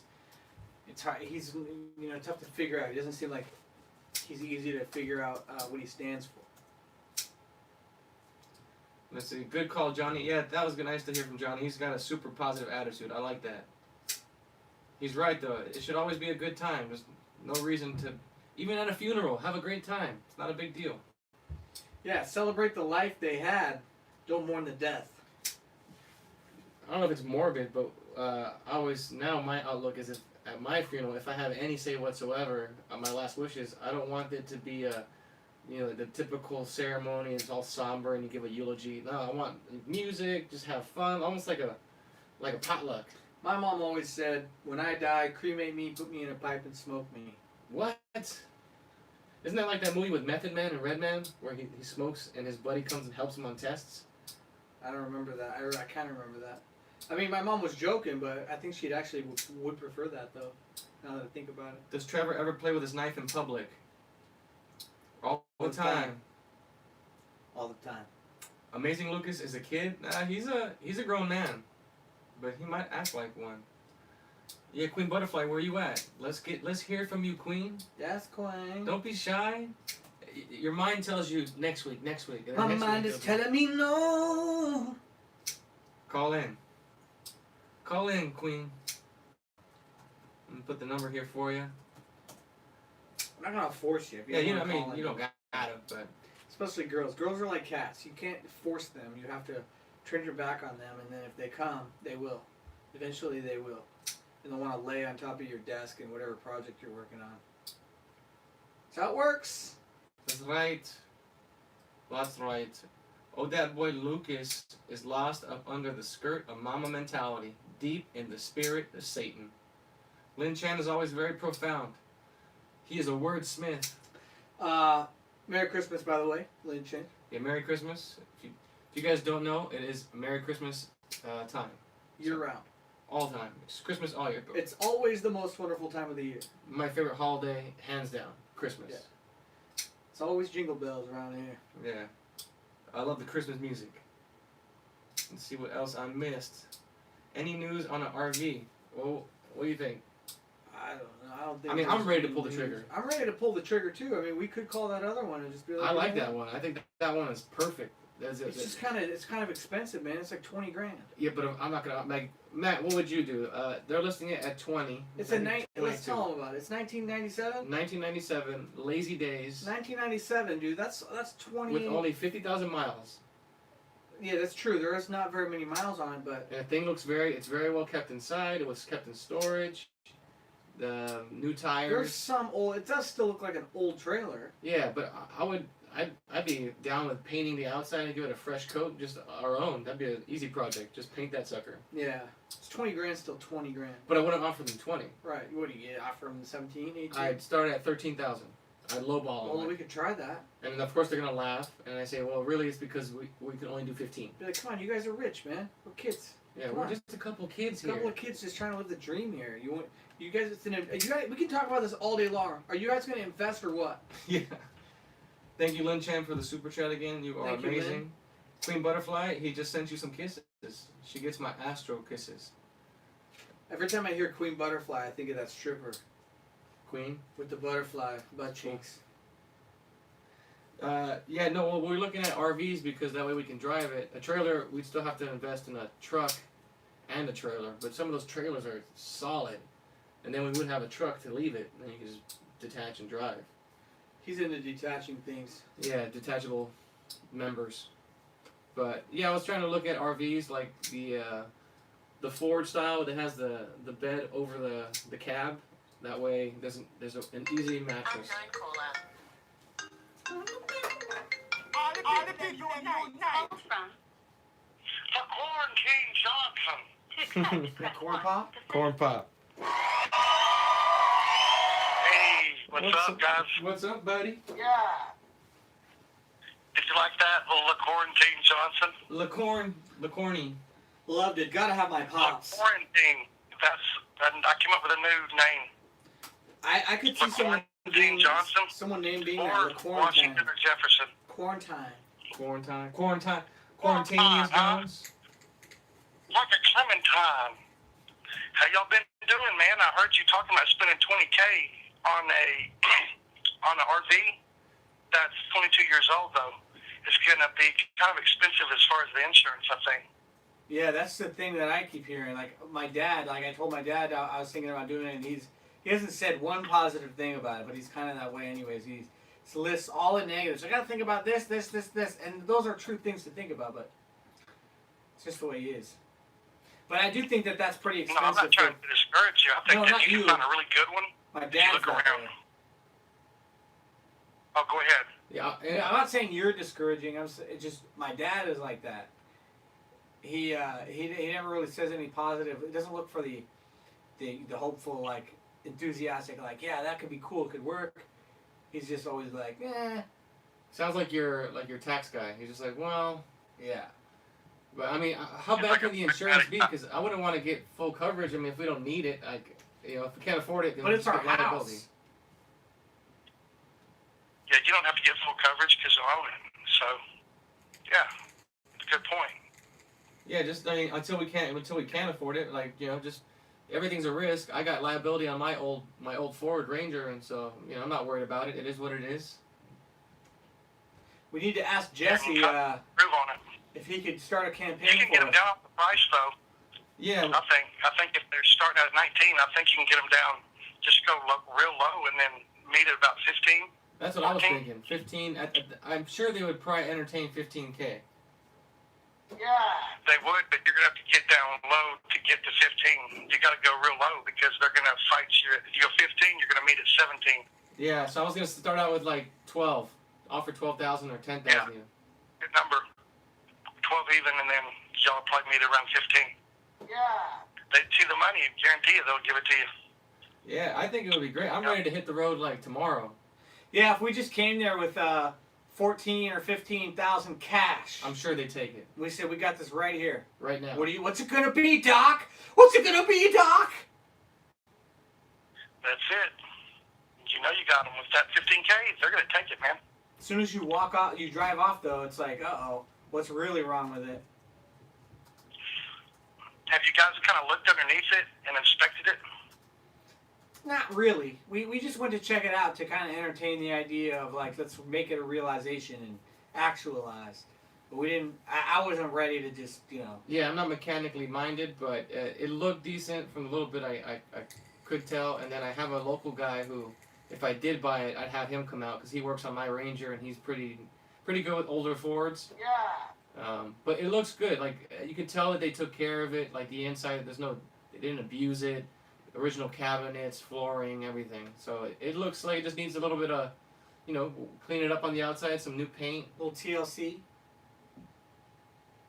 Yeah, that sounds good. It does because it's only got 50,000 miles, right? Yeah, like the guy said they haven't used it in a long time because they just haven't been traveling with the family. Man, that's not even broken yet. You guys, yeah, y'all need to snag that. That's what I was saying. What he was saying was with that model, and I have read online that it's one of the. It was just a really easy RV to work on, and the systems are very easy to fix if they do break down. So it's not going to be very complicated for a mechanic to work on. So It's not one of these new ones where it's all digitized and every single thing can go wrong. Yeah. But it would be cool. I know that like in 2 years of me renting here, it costs about $38,000 to $40,000 just to have a roof over my head. So even if I had the thing for 2 years, I would have like if we split it and we both paid $750, I would have made my money back as like 4 or 5 months of rent. Yeah, and you're paying on that. I mean, all you can when you redo the stuff, you're putting everything new into it, man. So anything you do put into it, that's a great investment. Yeah, because it's that's also your wheels, man. That's your home. Also paying That's rent pretty here. There's no ownership of anything. I'm just renting and borrowing. But with that, it's an ownership thing. Of course, it's not going to go up in value unless we actually like totally tricked it out and got new stuff in and everything. But yeah, I think it could be a good opportunity to save and just work on music in there and travel and see the world and see people. Yeah, I look at it as a perfect way to cut living costs down dramatically, travel, and just keep it long enough so that you make your investment back, and then you're able to save. And then when you want to get rid of it, you can still sell it for something and get your money out of it, even if it's for less. The way I look at it is they're still paying you for something, and you got all that experience out of it. You got to travel. I agree. Yeah. And I'm with you, Hunter. Only thing I would just want like a good Wi-Fi system or something so I can have internet all the time. Man, that's gonna be a cool RV when y'all get done. That's gonna be neat. Have you ever have owned more stuff in there? Have you ever owned a trailer or an RV, Corn Pop? No, my friend owned one, and I got to see kind of why I didn't want to own one. It was a little, it's kind of pricey, man. If you don't camp a lot, you don't go out and do that all the time. I don't see why. Yeah, if it's just a People hobby, buy one. that's an expensive hobby. Yeah, like you guys are fixing to crawl in this sucker and go across the state and back, and when you do, you're going to have about 250,000 subscribers because people are going to meet you, other people are going to share it, and you'll just see, man, you guys got the right vision, man. You've got the right vision. Yeah, it's great, man. You got it, boy. You already have, You're great. scattered about. Hopefully, I don't want to have expectations, but I would pass out my little cards everywhere I got. Yeah, I think it'd just be fun, like you said. Like I know we wouldn't have any trouble getting along and meeting people, and that's just let it kind of unfold. Like when you get somewhere and you land, just. We can get some gigs, man. We can get you some gigs. No worries. That's what I think would be cool is to figure out where we want to go, and then from there figure out all the venues and places. Hopefully this shutdown isn't screwed up, but like try to see if I could book things along the way, even if it's just not making too much. Like I get hired and I make good money from people that know me and want to have me come perform at their events or whatever like that. But I know that if we're going to do it as a traveling thing, I can reach out to places and see what I can get. But it could be cool and figure out something that a way he can be involved into making some money on that too. Even if it's taking pictures and shooting content, and I could pay him for it. Something. Man, you guys take them to the cleaners. Could be fun. Yeah, it would just be Yeah, awesome. he can do merchandise. He can do promotions while you're doing the music and everything, and just come up with different marketing strategies. And man, you got friends that'll help you out all along the way. So you at least got a crowd, and about every place I think you'll go.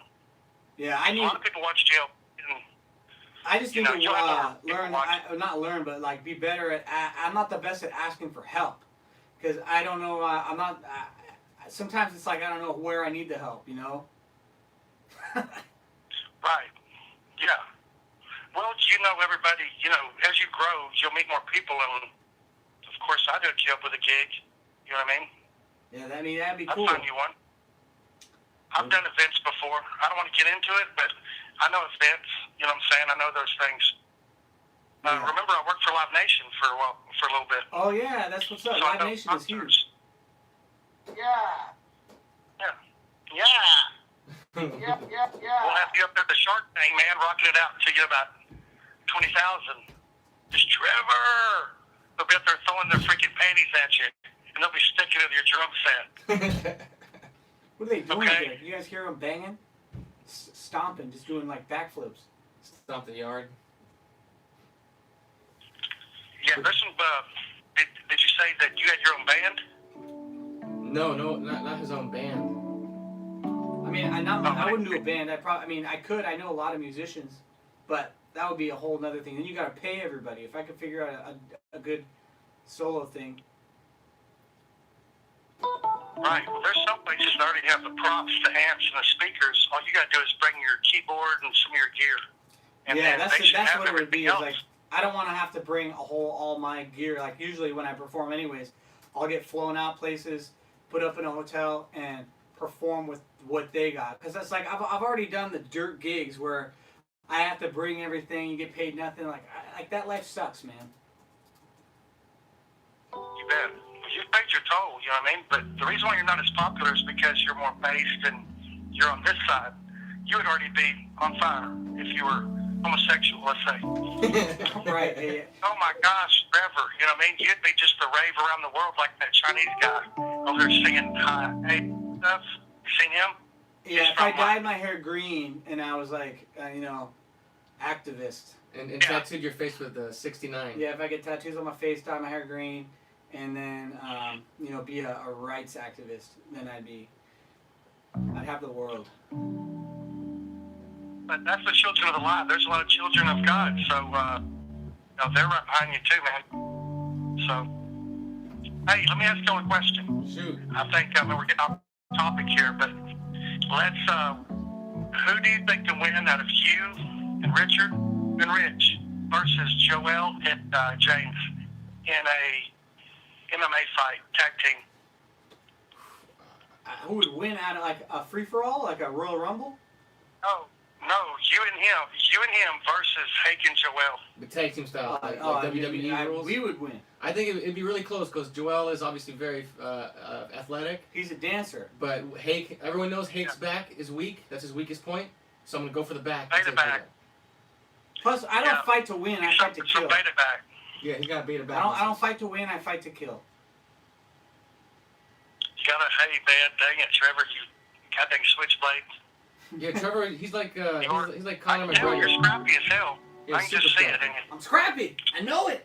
I remember I used to get in fights. I'm not a fighter, but yeah, I've had people like try to mess with me before that were bigger than me. Like I remember when I was working with Neo, he had a bodyguard and he like tried to come at me and get on me. I was ready, man. Like I would totally lose against that guy. So like all I could do is like I was looking at the bottle, like I'm gonna break the bottle over his head, but I'm not gonna be a little bitch.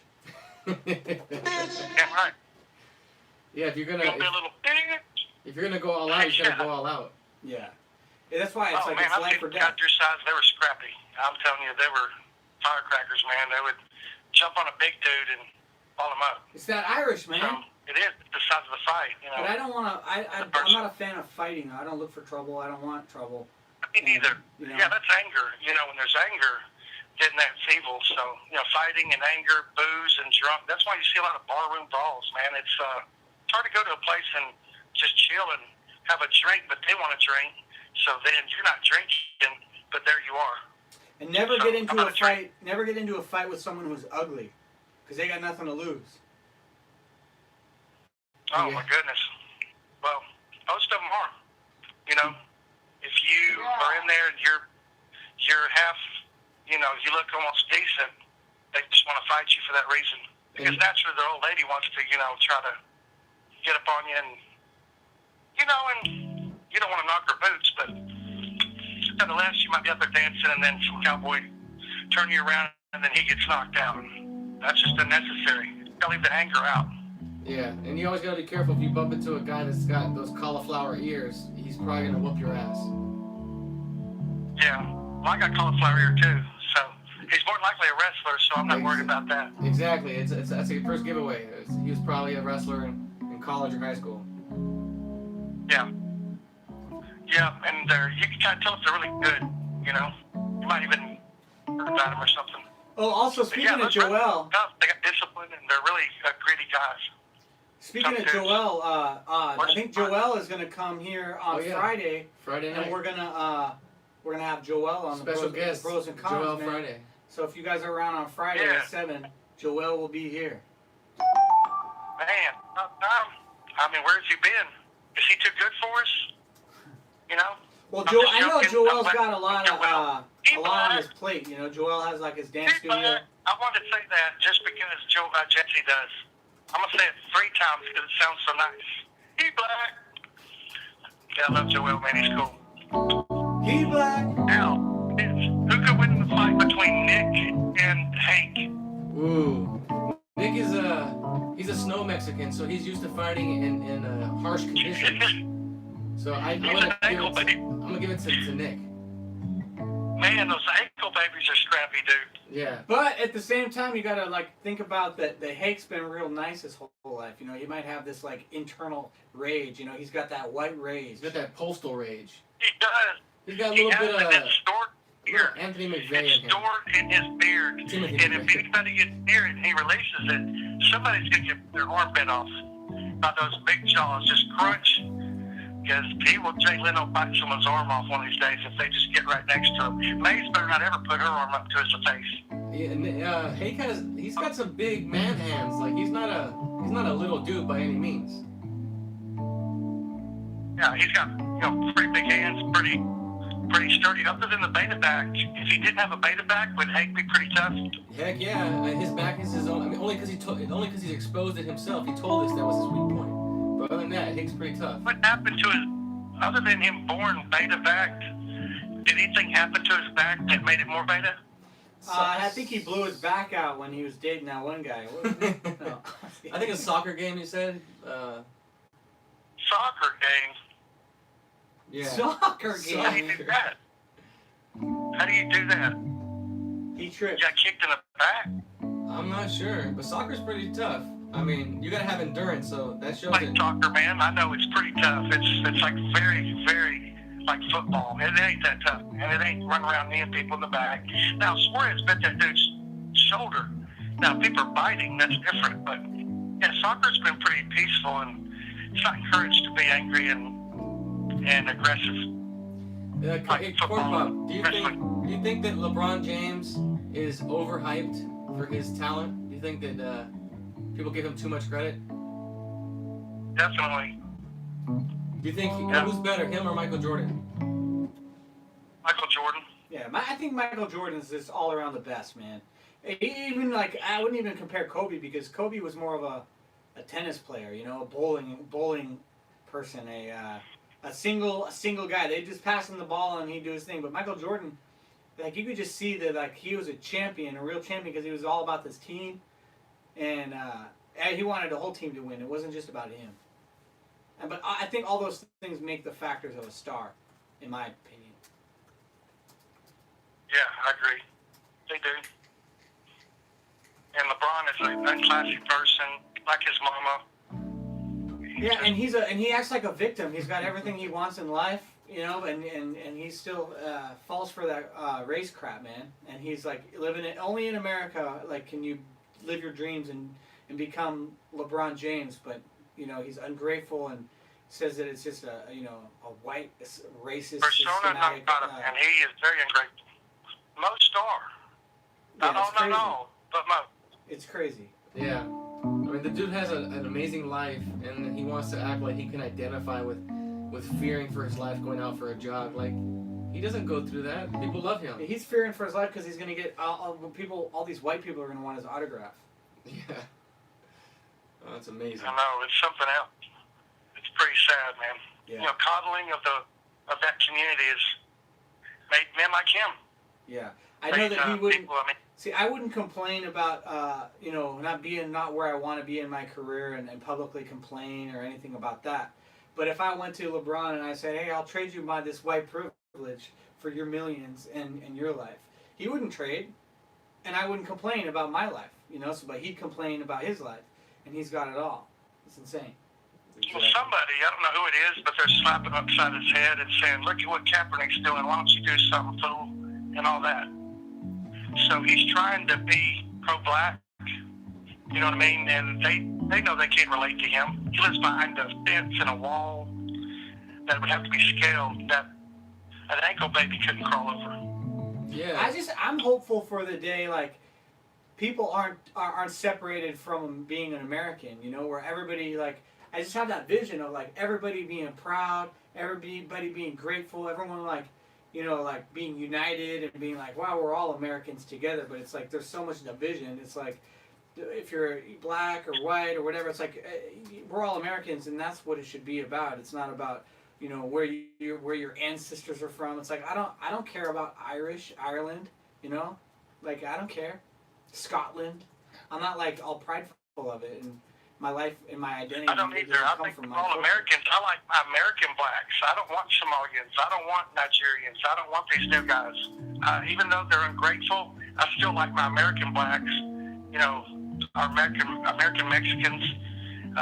You know, the based whites. The other ones are so full of white guilt and all kinds of mess. They're the perpetrators of a lot of this mess because of their attitude towards things and their attitude towards good people, you know? Yeah, that's what people don't realize is that it comes down to character and, you know, morality and doing the right thing and the way of life you are.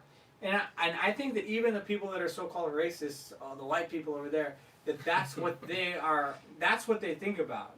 Like because it's like, I like to research and find things out. And I know that the way the media, you know, skews things and changes history and tries to narrate it so that it divides people and makes people hateful. At the end of the day, America's culture and what America's founded on is values and Christian morals and family and doing the right thing, you know, not stealing and not doing anything bad. And so, you know, of course, certain demographics and stuff like that, everybody's an individual, but as a group, like certain people and all groups have their whatever it is that they do, you know, and that's not the best thing. It's like, so at the end of the day, it's we all need to come back to doing what's right and being a part of our family and all those things. And I think that's going to be where it's at. And if we keep on talking about, you know, separation of race and all those things, but I mean, who knows? Maybe because I think that forced integration and forced segregation are equally as evil, and we need to just have the freedom to do what we want. You know, it's like when me and my sister were kids, it's like if we were told that we can't hang out together, we'd want to hang out together. If we were forced to hang out with each other, we wouldn't want to hang out with each other. You know? Yeah, you're making a great example, Trevor, of people back before Obama. Nobody said the N-word, man. Remember that? Oh, I totally remember. I can see it. I used to, like 8 years ago, I used to make with all my black friends. They'd want me to say racist jokes because they thought it was funny. Like we used to say jokes all the time, and now it's like you better not do anything. Yeah. It's like, what happened, man? Right, and it changed after Obama. It sowed in a lot of discord and like, hey, you need to get woke, man. These white men is just taking your stuff and you're gonna get and all that crap. I know. All that mess, and it hasn't really done anything but just cause a division. Isn't that amazing? I mean, you can see it. Who would have like ever... right now, think about it. How many people call in on people and they go N-word, N-word. You know, they say they think that's a new thing, but it's really an old word. Nonetheless, they've been told not to say it, so they say it 10,000 times more times. And it perpetrates that attitude. Who would have thought that after all this time... being so emotional. Who would have thought that after all this time, you know, it's like such a celebration that the black president was voted in by the majority white America, right? Everybody wanted it and voted him in. That would be turned into be such a divisive, negative thing. It just blows my mind. Like that should have been the you know like oh, we've overcome moment. Like exactly. You know what I mean? And then it didn't. It should have been a deciding factor that we were not, that racism didn't exist. Exactly. But it wasn't. It had to be, you know, distorted. It's crazy. It is, man. it's mess, like Jesse says. So you have to be honest and speak honest and walk the walk and talk the talk. Yeah, you gotta call out the patterns you see and you know, you're not. I don't know who. Somebody tried to call in a while ago. I thought I heard it. Hey, shout out to the chat. Yep, T, Matt. Hey, man, where's Smitty at, man, this evening? I don't know where he is. Hey, Butterpot. Maybe one day you'll call in. Probably not. You know what I mean? But She said she called me before, but I don't remember. Hopefully. Man, I had something neat to tell you, man. I just kind of forgot. I'll remember it. I was just hearing you talk about the RV, man. Just wanted to drop in and say what's up, tell you guys you know, and Yeah, we gotta figure that out. Huh? We definitely gotta figure out the RV thing. Cause even here, I think Man, I gotta y'all got give it like a now. month's notice. Just do it. You know what I mean? Yeah. Y'all got it figured out. Y'all really do. Y'all got the vision. Man, go forward with it. Because, I mean, it sounds like it's from the Lord and not some, you know, mess from... Things come to you in weird ways, you know, mysterious as they say. So I think you guys ran into a little gold mine there. 15,000, between 15 and 19, that's nice. 50,000 or less, We'll get a call. it's already worth it, you know? Yeah. That way y'all get on the road, man, and start streaming. It would be sweet. It's going to be sweet. And we're waiting, man. It's going to be fun. Heck yeah. Maybe we can have some bond things like at different cities. You know what I mean? Have some bond conferences. Yeah. Yeah, So that we I don't have can't to go all the way to LA. You know? Yeah. wait. Yeah. Yeah.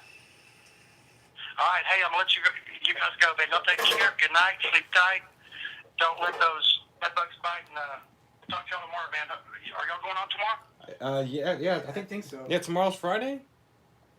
No. Friday. Yeah, tomorrow's Friday. Tomorrow. Joel. Yeah, so tomorrow's Friday. we got Joel on the Joel line. Friday on Friday. Joel Friday on Friday. Man, sounds good, man. I hope you catch it. I probably will. And I'll see y'all then. Okay. Alright, brother. Y'all Take take care. care. Bye, Pop. Bye. Pop. Is this your daddy? Thanks, Pop. Gotta have my pops.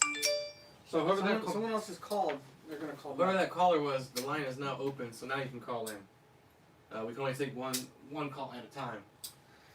Can only take one call at a time. Did you know that Michael Jordan's dad was killed over gambling debt that Michael Jordan had? No That's what idea. Big Bump was saying. They knocked his... Big Bump, what's cracking, brother? They killed his dad over his son's debt. What's that on your face? Big Bump. Good question. I really couldn't even answer that, no, for sure. Good call, Aquarius. Aquarius. My vocal patterns aren't desirable. Don't worry. Eventually we'll have Lynn call in one day. But yeah, Queen Butterfly, give us a call. Don't be shy. Overcome your fears. Don't be shy, Queen. Somebody called. Lynn says the Irish equals the first blacks before the blacks, at least for the English and Scottish anyway. Yeah, they didn't like the Irish. They treated them like... You know what? I'm gonna inherit that anger and I'm gonna use it to my advantage. You ever seen? There's a video of Kobe Bryant talking about dark energy and light energy on Sesame Street. I've showed him, and he's talking about how you channel that dark energy and you use it to become great. And man, it just blows my mind because that's such a sneaky way to make people worship the darkness, and use it. It's like all these people that you hate, all these things that bother you and stuff. Use that energy to become great. Like that's just not the way, man. That's how you crash and burn, and become bitter, selfish. Yeah, it was a really creepy episode of Sesame Street when he showed me. I was like, how can... I would have never seen that growing up in the 80s. Like, it just... Well, it's such a con, you know. It's like alluring people to think that they're going to get something good out of negative energy, and it's just a law that's not going to happen. You know, you never want to be successful for anyone else but yourself. You know, success is peace inside, and success is the progressive realization of a worthy ideal. So as long as you progressively realize things that are ideal, Like, I realized this. I want to open this knife. I realized it, and I opened the knife. Like, that's what success is. And I don't need to have any kind of negative energy inspire me to do it, you know. And I'm not going to want to be successful so that I can show everybody that I'm successful and see it as payback. And there was one time when I felt that way, being in the industry and being around so many people that were, you know, powerful in the industry and, you know, would fluff me and say that I was so awesome and talented and dope or whatever it is, but then they would never do nothing with me and do anything with me. And so I felt that, like, I'll show them. I'm gonna be great, you know. And so I know that that's destructive. And it's on a kids show telling kids that that's how they can do it. And it's crazy. Type in Kobe Bryant Sesame Street on YouTube and you'll find it. It's very weird. Yeah, it's definitely and he's talking to a serpent, just like the serpent in the garden, the mamba. the black mamba. It's just all bad. Like, I don't even think he spent that much time talking about the good energy. It just seemed like he was trying to focus on let's just harness hate and anger and depression. Real trippy. Done did it, Davis. Laquanza. What in the EBT? What the hell? Damn it, Bobby. What the? Get up out of that damn tree, Bobby. What? Apparently he had a Nike commercial similar to that. It says bump. Big bump. Yeah, whoever was calling in, the line is open now. You can call.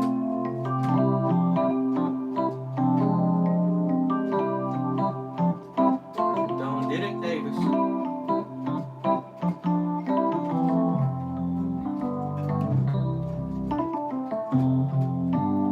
Laquanza EBT Hopkins.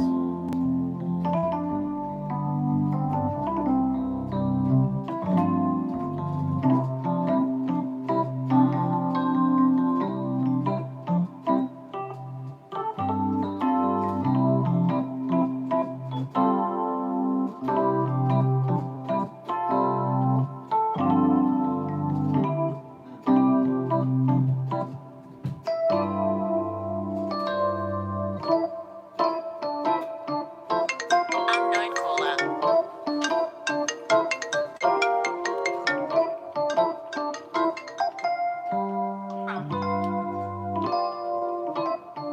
To accept, press 1. They didn't say their name. Voicemail, press 2. Let's see. Hello, you're on the air. Yo. Yeah. Hello. Hello. Hell no. I don't hear nothing. Prank dial. Prank dial. Prank dial. Yeah. Someone from Marietta. You mean you don't trust the police? In my business, you don't trust anybody. Jaravius Johnson.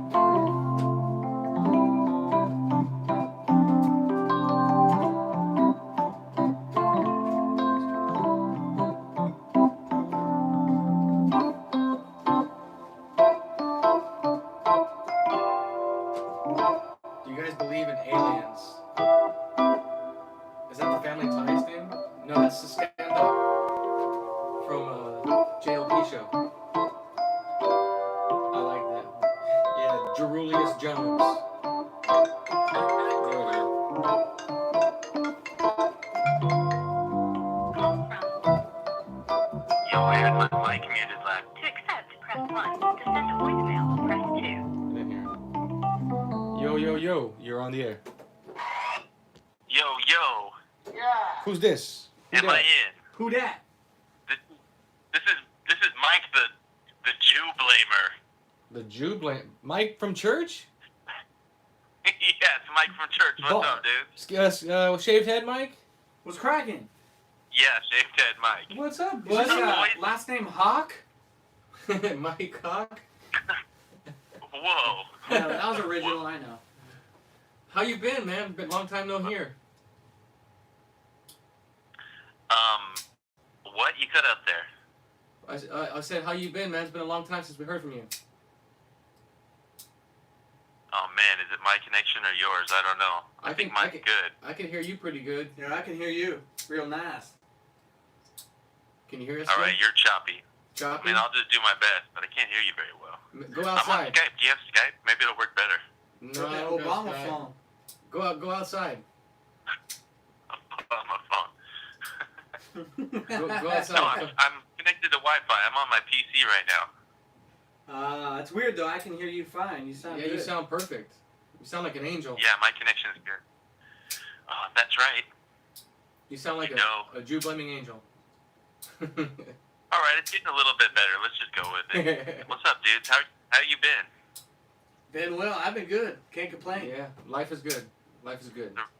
Surviving the Corona Yeah, Gate. It's insane. Yeah, these people are crazy, man. Like You guys are in LA. That's crazy, dude. Yeah, they just passed supposedly like you can't leave your house without a mask now. Yeah, you're supposed to wear it at all times when you're outside. I love wearing a mask. It makes me feel like a bandit. Yeah, I mean, I can't breathe. we all wear masks, metaphorically speaking. So how you been, man? Yep. Well, What's going dude, on? I'm just over here I'm getting high levels of spiritual enlightenment over here. It's awesome. Nice. Where are you at these days? Yeah, we haven't seen you at church. Well, I mean, church has been closed. That's why. Well, before that though, like I think we. But he Yeah, said that's that. true. Well, I watch on Sundays at home instead of making the drive all the way up because I'm down in like San Diego County. Oh, that's why. That is a drive. Dang. It's a 2-hour drive to get. Mark lives in San Diego. I'll come again after it gets open back up. You know. Heck yeah, we'll go get some breakfast with the gang. Hell yeah, shit. Hell yeah. It was crazy. We drove by. We were in that area today, and remember that cafe CJ's that we all had breakfast at? That little kind of Mexican American diner. Yeah.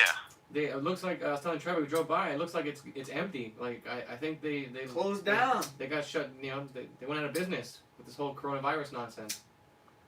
Oh man. That's terrible. Illegal alien restaurant going out of business. It's an undocumented restaurant. Whatever. Pretty wild. So Send them all back. what happened? What happened? I said send them all back. Even the ones I who are born here. I love Mexicans as long as they're in Mexico. So Mike, You know, we fought a really big war about it like a long time ago called the Mexican-American War. We settled it, and then in the 1960s, somebody came over here and changed some immigration policies, and now we have millions of them over here. They're taking over. Not good. It's really bad. I definitely think for illegal immigration is out of control, and it's definitely And legal immigration too. Well, yeah, I mean, Legal immigration work. there's even the recent stuff with the shutdown. What's amazing is how the White House was still allowing for these H-1B visa workers to come in and take these tech jobs when our own people are laid off, and they should be putting our people to work instead of importing a workforce. It is a double Dude, standard. Like any country. if you're telling me that we don't have enough smart people here to fill up all the jobs, you're lying, bro. We have enough people, and if we don't have enough highly trained people, then we just need to create more training programs. We don't need to bring people in from other countries to do our jobs. Exactly. Ever. I see that in a sense of like any other country that isn't a majority of the nation, like China, right? If all of a sudden like all these white people started going there and coming in, they'd be like, "Whoa, we need to close down." Yeah. Like they would, like any other Anyone. country would. It's like it's interesting because it's related to like people in America, right? White people, we're not allowed to say certain things, or else we're called white supremacists. Like all these kind of things. You can't notice patterns. certain Like patterns you it's can't like talk America is this like you're not allowed to do certain things if you're an American, but if you're anywhere from anywhere else, it's like you have more of a privilege. But it wouldn't be that way in any other country. like, if you went to Africa and tried to take over there, that would not ever happen. Like the phrase where we were just watching that Afro Latina on Jesse's show, where they have this idea that why does everybody get to have a say in this country even when they're not from here? Like everyone gets a piece of America, but we don't get a piece of every other country. Like I can't go to Uganda and just start dictating policy, but people just feel like, well, America belongs to the world. Yeah, people like they're so prideful of their country, but they left their country. They don't want to make their country better. They want to come here and push their country's policies onto us. And I just don't get it at all. I don't get why people don't stand up to it. They bow down to it and they get, all scared that they're going to offend somebody. Exactly. It's like, come on, man. Like, open your eyes and just see it for what it actually is. It's nothing personal or anything. It's just, if you want equality. That's racism, man. Huh? I said that's racism, man. Oh. Yeah, You're racist, true bro. equality is being able to have the eyes to see what equal is. Like, what if you want to be talk about global. Just be honest, bro. Just be honest. Exactly. You're just a racist white supremacist. Oh, me, yeah. The soul singing racist. The soul singing racist. You're just a racist hater, bro. You're just hating everybody. Yeah. So, hey, Mike, I got a question. Now with the way this lockdown has played out over this year and all the things that we've seen develop as a result of it, what do you think? Do you think that there's any good candidate in this upcoming election? Do you have a dog in this fight? I vote for the coronavirus to be president. Well, it already is. I think the coronavirus will do. I think you're right. It's already in charge. So Yeah, I it is. just It's already dictating everything. I trust the coronavirus plan. I trust the coronavirus has a plan for our lives. Coronavirus loves us. And unironically, I love everything that's been happening. It's just, it's bad, right? But it's kind of like we got hit by a meteor from space, and everybody's panicking. It's like an alien invasion that we don't know what to do about. Everybody's freaked out. The world's changed forever. But I think it's going to cause a lot of things to come to a head that, really needed to. And so instead of dealing with them 2 or 3 or 5 years from now, we're going to deal with them right now. And I think a lot of people, too, are going to be kind of shocked into opening their eyes a little bit.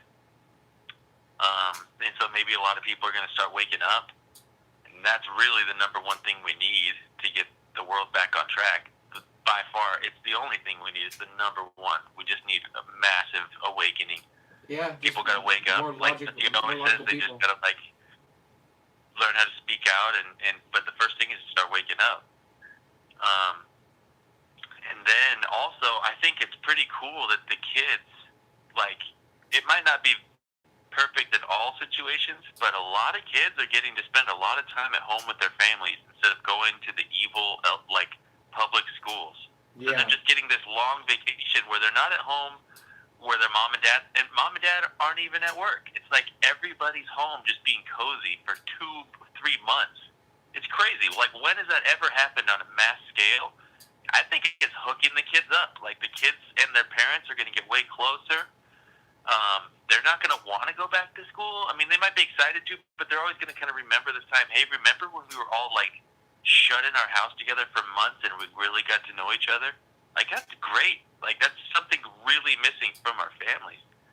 It's a good point. And then me on a personal level, bro, I'm getting a whole bunch of money from unemployment. I'm just hooked up. So I get to stay home and play video games and work out and eat healthy and get paid a bunch of money, and I'm just crushing. Everything's awesome. Socialism.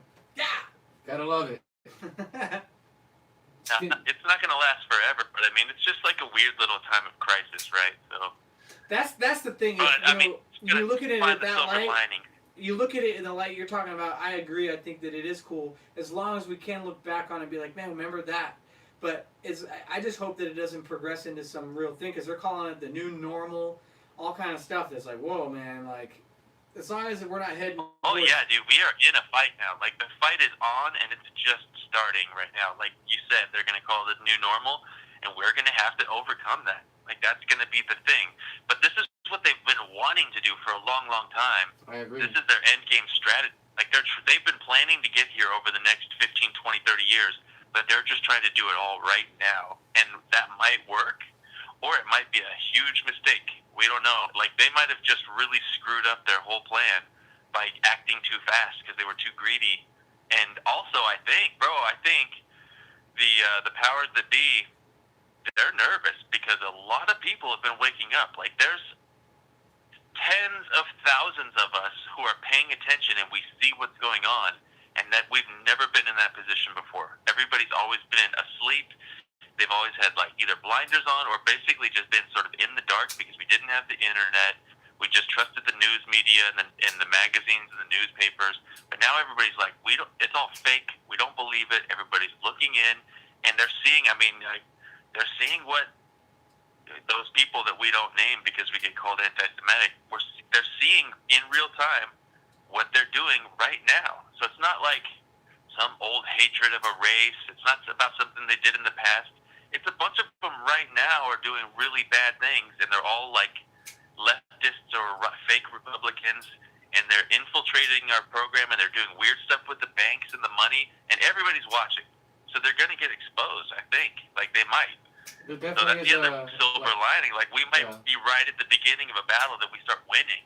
Yeah, like you said, this whole being forced to stay at home, besides forcing people to have to be around each other, family members, it also has put a lot of people in a position to slow things down, take in more media, have more time to go over that media, and be able to determine like what's good, what's useful, maybe dig into quote-unquote conspiracy theories that they would have brushed off and actually say, hey, you know what, this actually is kind of weird.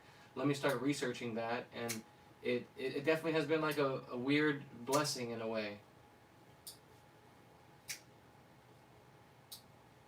You still there, Mike? I think we lost him. Mike. Oh, it's connected, but I think his connection. He's got that Obama connection. Obama. Mike, give us a call back. There it goes. Connection.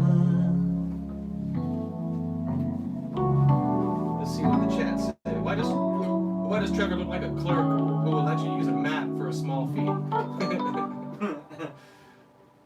This is just a test to see how many are going to. Y'all need a map? Are you going to Georgia? The whole day I throw just an old sweet song.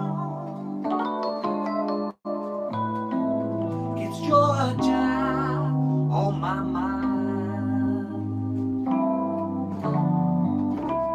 Georgia.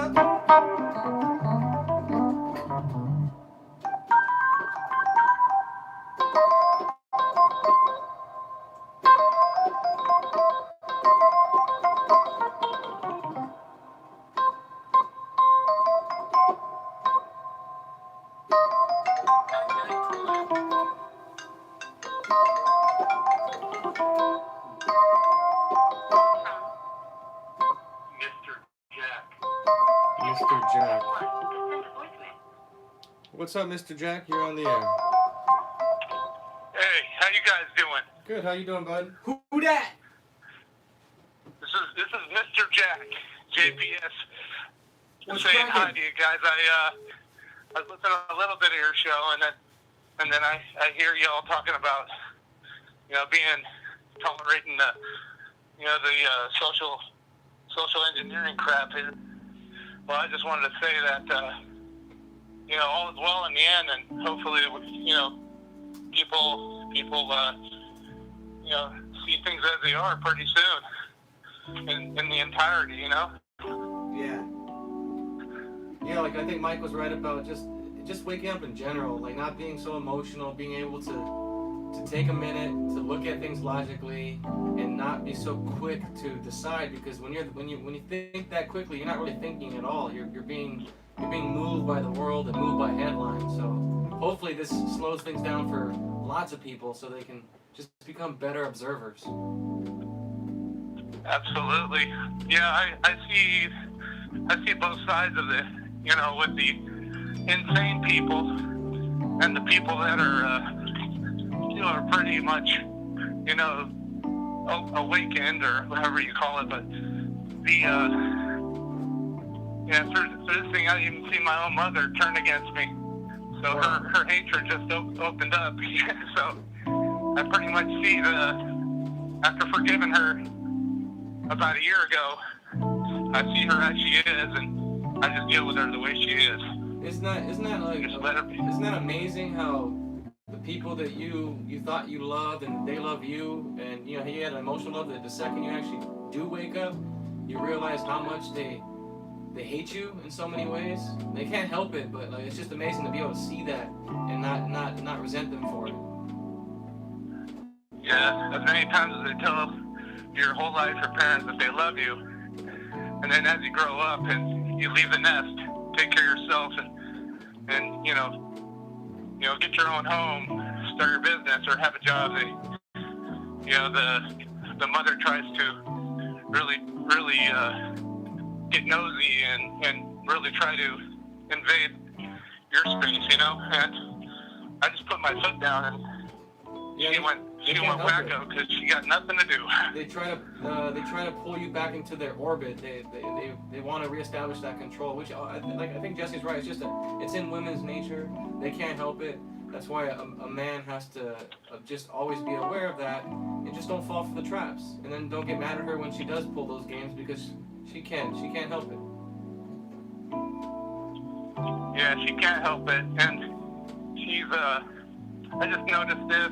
I mean, because me and my mother, we had some things going on when we were kids, but ever since I left the nest, I pretty much taken care of myself since I was 18 years old. I'm 42 now, so that's a long time. That's a long time. And and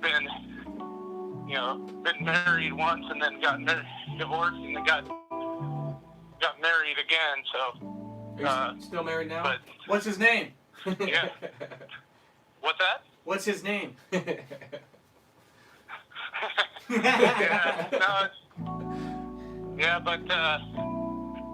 him. It's my wife. I've been married twice. So, and but my current wife I have kids with, and my first one I was, I pretty much messed up marrying a drunk and a druggie. So. Well, you got lucky that you didn't have kids with the first one. Yeah, definitely, because I'm blessed, but it took time, brother, and I'm grateful. I got my business, I have my family, I'm the head of my wife, I take care of her, and I had to kick my mother out of the house the other day, like I told you a minute ago, and now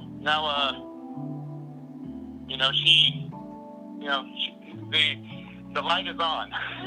Yeah, it's like Jesse says, too many people, they're afraid to check their parents or people in their family who are, who have that anger, and you really got to keep them away from your kids. Like, I don't have kids, but I have enough sense that if I did, and if my parents were still around and they had that anger, they're not going to come around those kids. They're not going to destroy them like they destroyed me. Right, yeah, because I don't need that. I have plenty of business I have to take care of, and I support my family, and I got so much on my plate that is good. Why should I have to suffer along with her when she's making her choice to suffer and die? So yeah, it's but that there's a lot that each of us learn as we wake up and face our fears, and then no longer have fear again. So when you woke up, you were already married with the second wife when you woke up. Is that what you're saying? No. Me and my wife, me and my second wife, we've been together, been married for about 14 years. So yeah, it's been a long time, and I've got to know her, and she got to know me. And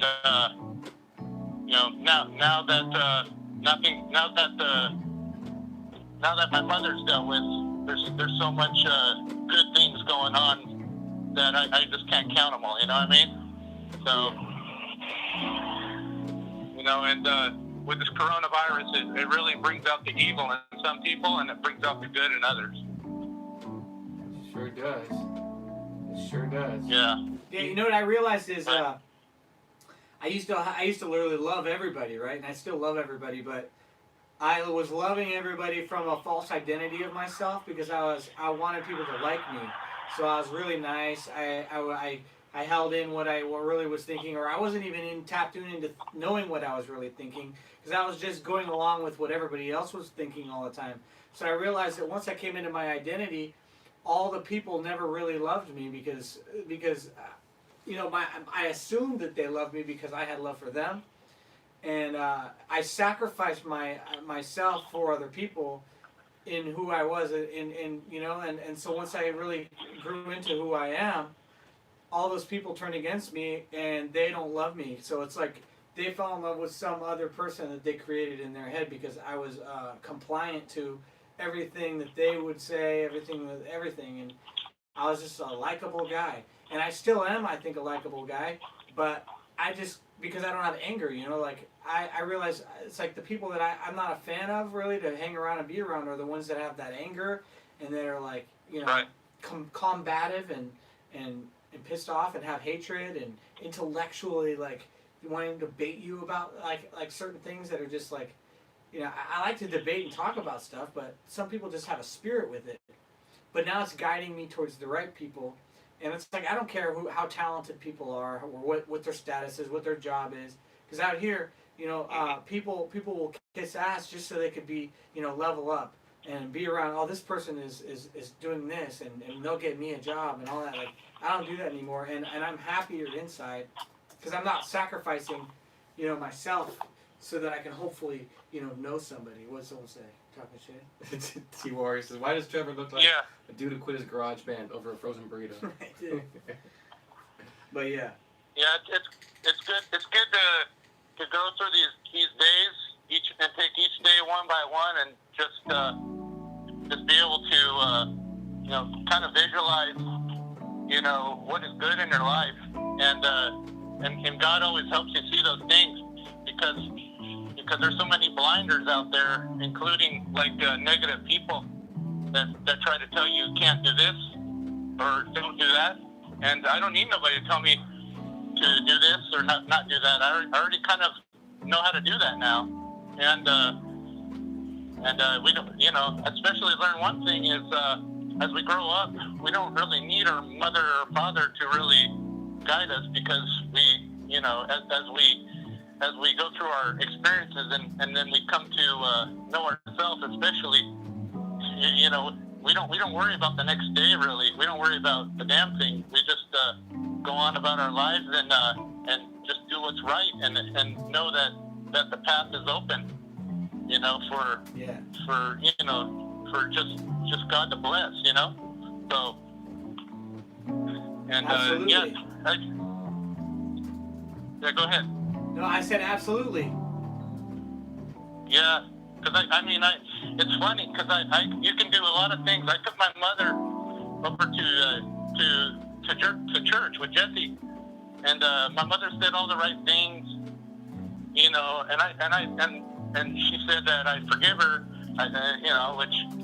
and all that, and Jesse was asking her, the questions like that, but yet she's lying in her teeth about how she actually deals with herself because she doesn't know herself, and but I hope she does.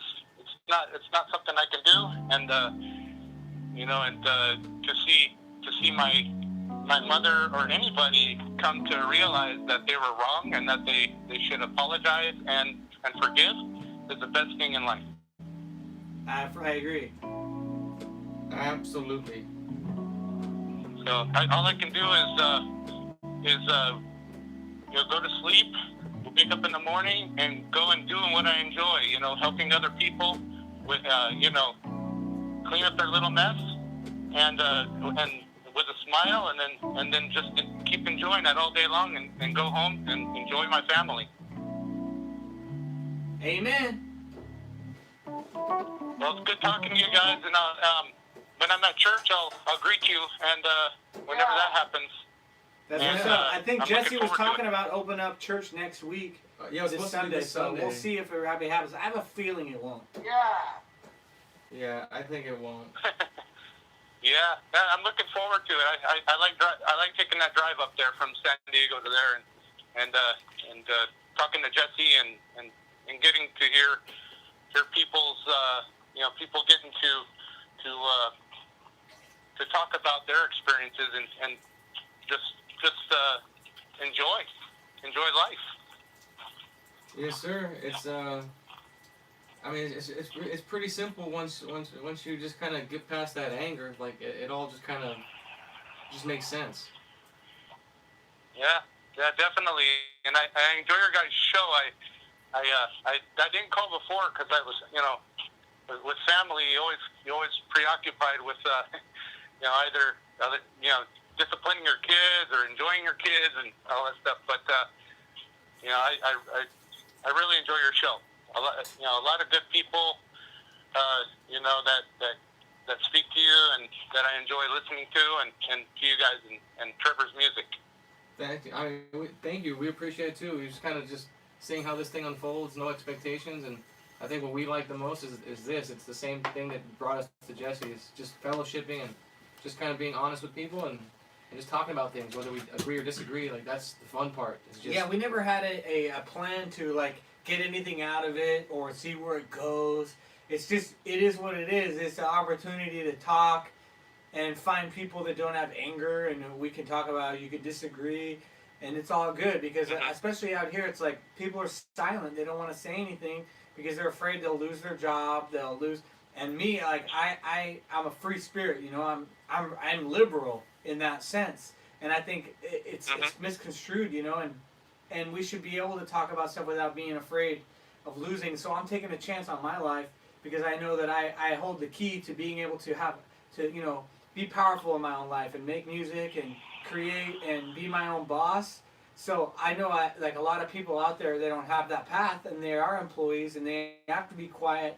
And so I want to give them an opportunity to come hang out and talk. They don't have to expose who they are, but they can get it off their chest and talk about whatever they want to talk about, Yeah, and I enjoy that because it's good, especially within this fold. We know we see anger as it is, but we're not angry ourselves. We just speak up about if somebody we call people's bluffs right away. So yeah, it's a great thing, and I really appreciate it. The show. This is fun. I like listening to you jamming away, man. Keep at it. Appreciate it, man. Thank you, Mr. Jack. All right. Well, we can conversate again. I'd be glad to. Okay. Take care, man. Thanks, Mr. Jack. Be well. Yeah. You too. Be well. Bye. Bye. I was trying to figure out how to unblock Jill Magoon. I didn't forget. I think you have to go to her profile. Oh, I gotta find her on Yeah, YouTube. you go to her profile, and then you can click, and I think this is going to be a tab, a little 3-dot tab, and you can unclick it. Jill Magoon, filter, channel. Why does it say that there's no Jill Magoon? You need the username.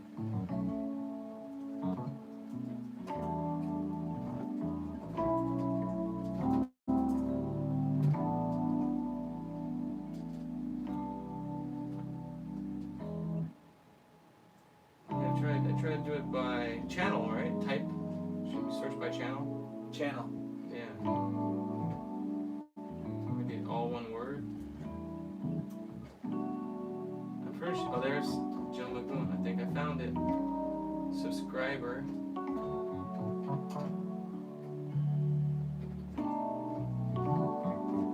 Huh. I found her.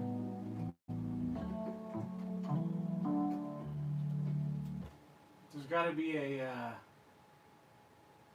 What happens if you click on her name? Nothing. Let me go to her home. This is her home. You too good for your home? Yeah, it said on the. I watched a quick video. It says go to community, but you don't have the community option listed here. But we'll figure it out. Don't give up on me, Jill or Trevor. We'll get you back. I just gotta figure out how to undo this. Well, I guess I think we're gonna wrap it up with that. I think it's been a pretty decent show. We don't want to Yeah, keep thank you that guys loud. for the super chats, Lin Chen. the thumbs ups, and the comments after on the actual video. Yeah, 27 likes. Thank you. Lin Chen, you're always amazing. Yeah, thank you, Lynn. Um, Thank you, Lynn Chin, for the super chats. You're always so generous with them. I'm gonna YouTube how to Oh. unblock Toronto, Canada. All right, Canadian. we'll do. Call from. To accept, press Is this 1. that Lin Lin Chen? Voicemail, press 2. You're on the air. Is this Mr. Lin Chen? Yeah. What? Oh, snap. Snap. Hello there, Lynn Chin. How are you doing? I'm functioning within established parameters. Hold Say on. what? We couldn't hear you, Lynn. It's a little soft on that side. Functioning within established parameters. Parameter is established. Greetings, one and all. Greetings, Lynn. Merry Christmas. Merry Christmas. It's the most wonderful time of the robot year. Yeah. So what's Canada like with all this crazy mess? I got a couple friends that are like, I'm moving to Canada. I really can't read the atmosphere. I'm locked in a room. I hardly ever go out. Only jogging every now and then. Watch out for them, those racists. Yeah, don't jog into a construction site. Oh yeah, I forgot. I'm on the joggers DJs. Yeah, my friend, she said she wanted to move to Canada, and I was like, you know why Canada doesn't have a border issue? And she's like, why? Because everybody wants to move here. So why do you want to move? Like, people don't know what they're until they get into it. Nothing against Canada. I've been to Canada. I enjoy Canada, but you could be arrested. Did you remember that video? We just saw a video of a family taken away because they went on strike. Like a hunger They strike. got taken out of their house. It does seem like a socialist utopia here. I can't hear crap. What was that, Lynn? It's kind of the volume's really low on your end. Like we can't hear it. It does seem like a socialist utopia here. Yeah, I mean, you guys have Justin Trudeau, so I know you have your work cut out for you up there. Oh, free healthcare. I think. Yeah. Speaking of that, I don't know how often you've used the healthcare system, but since you're there, can you speak to the people here who try to act like they know how good or bad your healthcare system is? Are you happy with it? Does it meet your needs, or are there a lot of drawbacks to it? I have no idea. I don't really like doctors. Medicine scares me in general.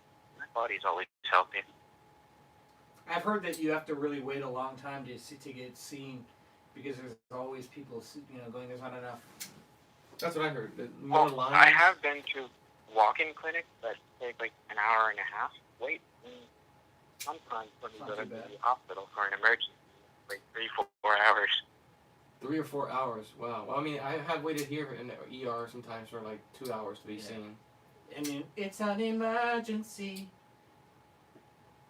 So, Lynn, what do you think about men who don't forgive their mothers? Do you think that they're of any use to making robots great again? Well, if you don't forgive your mother, you are your mother. Therefore, you're not a man. Exactly. True chains. True chin. I think when I went to like Vancouver, I noticed there was a lot of Asians there, right? It's very popular. I've heard. I've never been there. Where in Canada are you? I'm in Toronto. Oh, nice. Yeah, I've only been to Vancouver. But I mean, I like it. People were nice. So you got any questions? Anything you want to say, brother? No, I just wanted to reach out and say hello. It's, Well, appreciate it, good man. It's good to have. I don't know if I've ever heard you call Jesse. I haven't. So we're the first. We got to break the seal. We beat Jesse to it. Amazing. All right. Merry Christmas, guys. Later. Merry Christmas, Lynn. Thanks for calling. Well, that was pretty cool. Got to hear Lin from Yan Chin. Lin Yan Chin The himself. Lin Yan Chin. The one and only. Asian names, according to T Warrior: Hung Lo, Long Wang, and enormously large genitals. T Warrior. Next in the ring, entering the ring, weighing in at approximately 65 pounds, T Warrior. Oh, I think Johnny McWong. I love y'all. My Jill account don't matter. Oh, Johnny McWong is Jill's account. I think Jill has a double alternate. That's her. According to this, it says, I love y'all. My Jill account don't matter. Well, I'm still trying to figure out how to unblock that account. But yeah, I guess we'll call it a night. Yeah, it's been real. Time It's flies been- when you're having yeah, fun. It's getting late. We don't want to keep everyone up. It's a good time. 10 o'clock. It's not bad. Dang, I can't believe it's 10 o'clock. It does not feel like it. Can't believe it's been 3 hours. That's crazy. Yeah. But thank you guys for tuning in, hanging out. It's always fun. We've been on here for half a school day. And I Yeah. remember a school day felt like forever, and this felt like we were on for an hour. Yeah, this went by like nothing. And don't forget, tomorrow we have Mr. Joel Friday. He's black. Yeah, he always has the S. I try to be proper. It's he black. Because I'm white, so I gotta be he's black. But yeah, we're gonna have Joel Friday. He'll be here, sitting in one of these chairs. And who knows, maybe he might do a little bit of dancing. Yeah, make him do a dance in his chair. Dance, boy! That's what they do to me. They're like, sing, monkey, sing. Alright, well, I'll let Trevor play you out with something. All right, guys, you ready? Schmitty, better late than never, Schmitty. Pros and cons, pros and cons. The world hates dad when it's really your mom.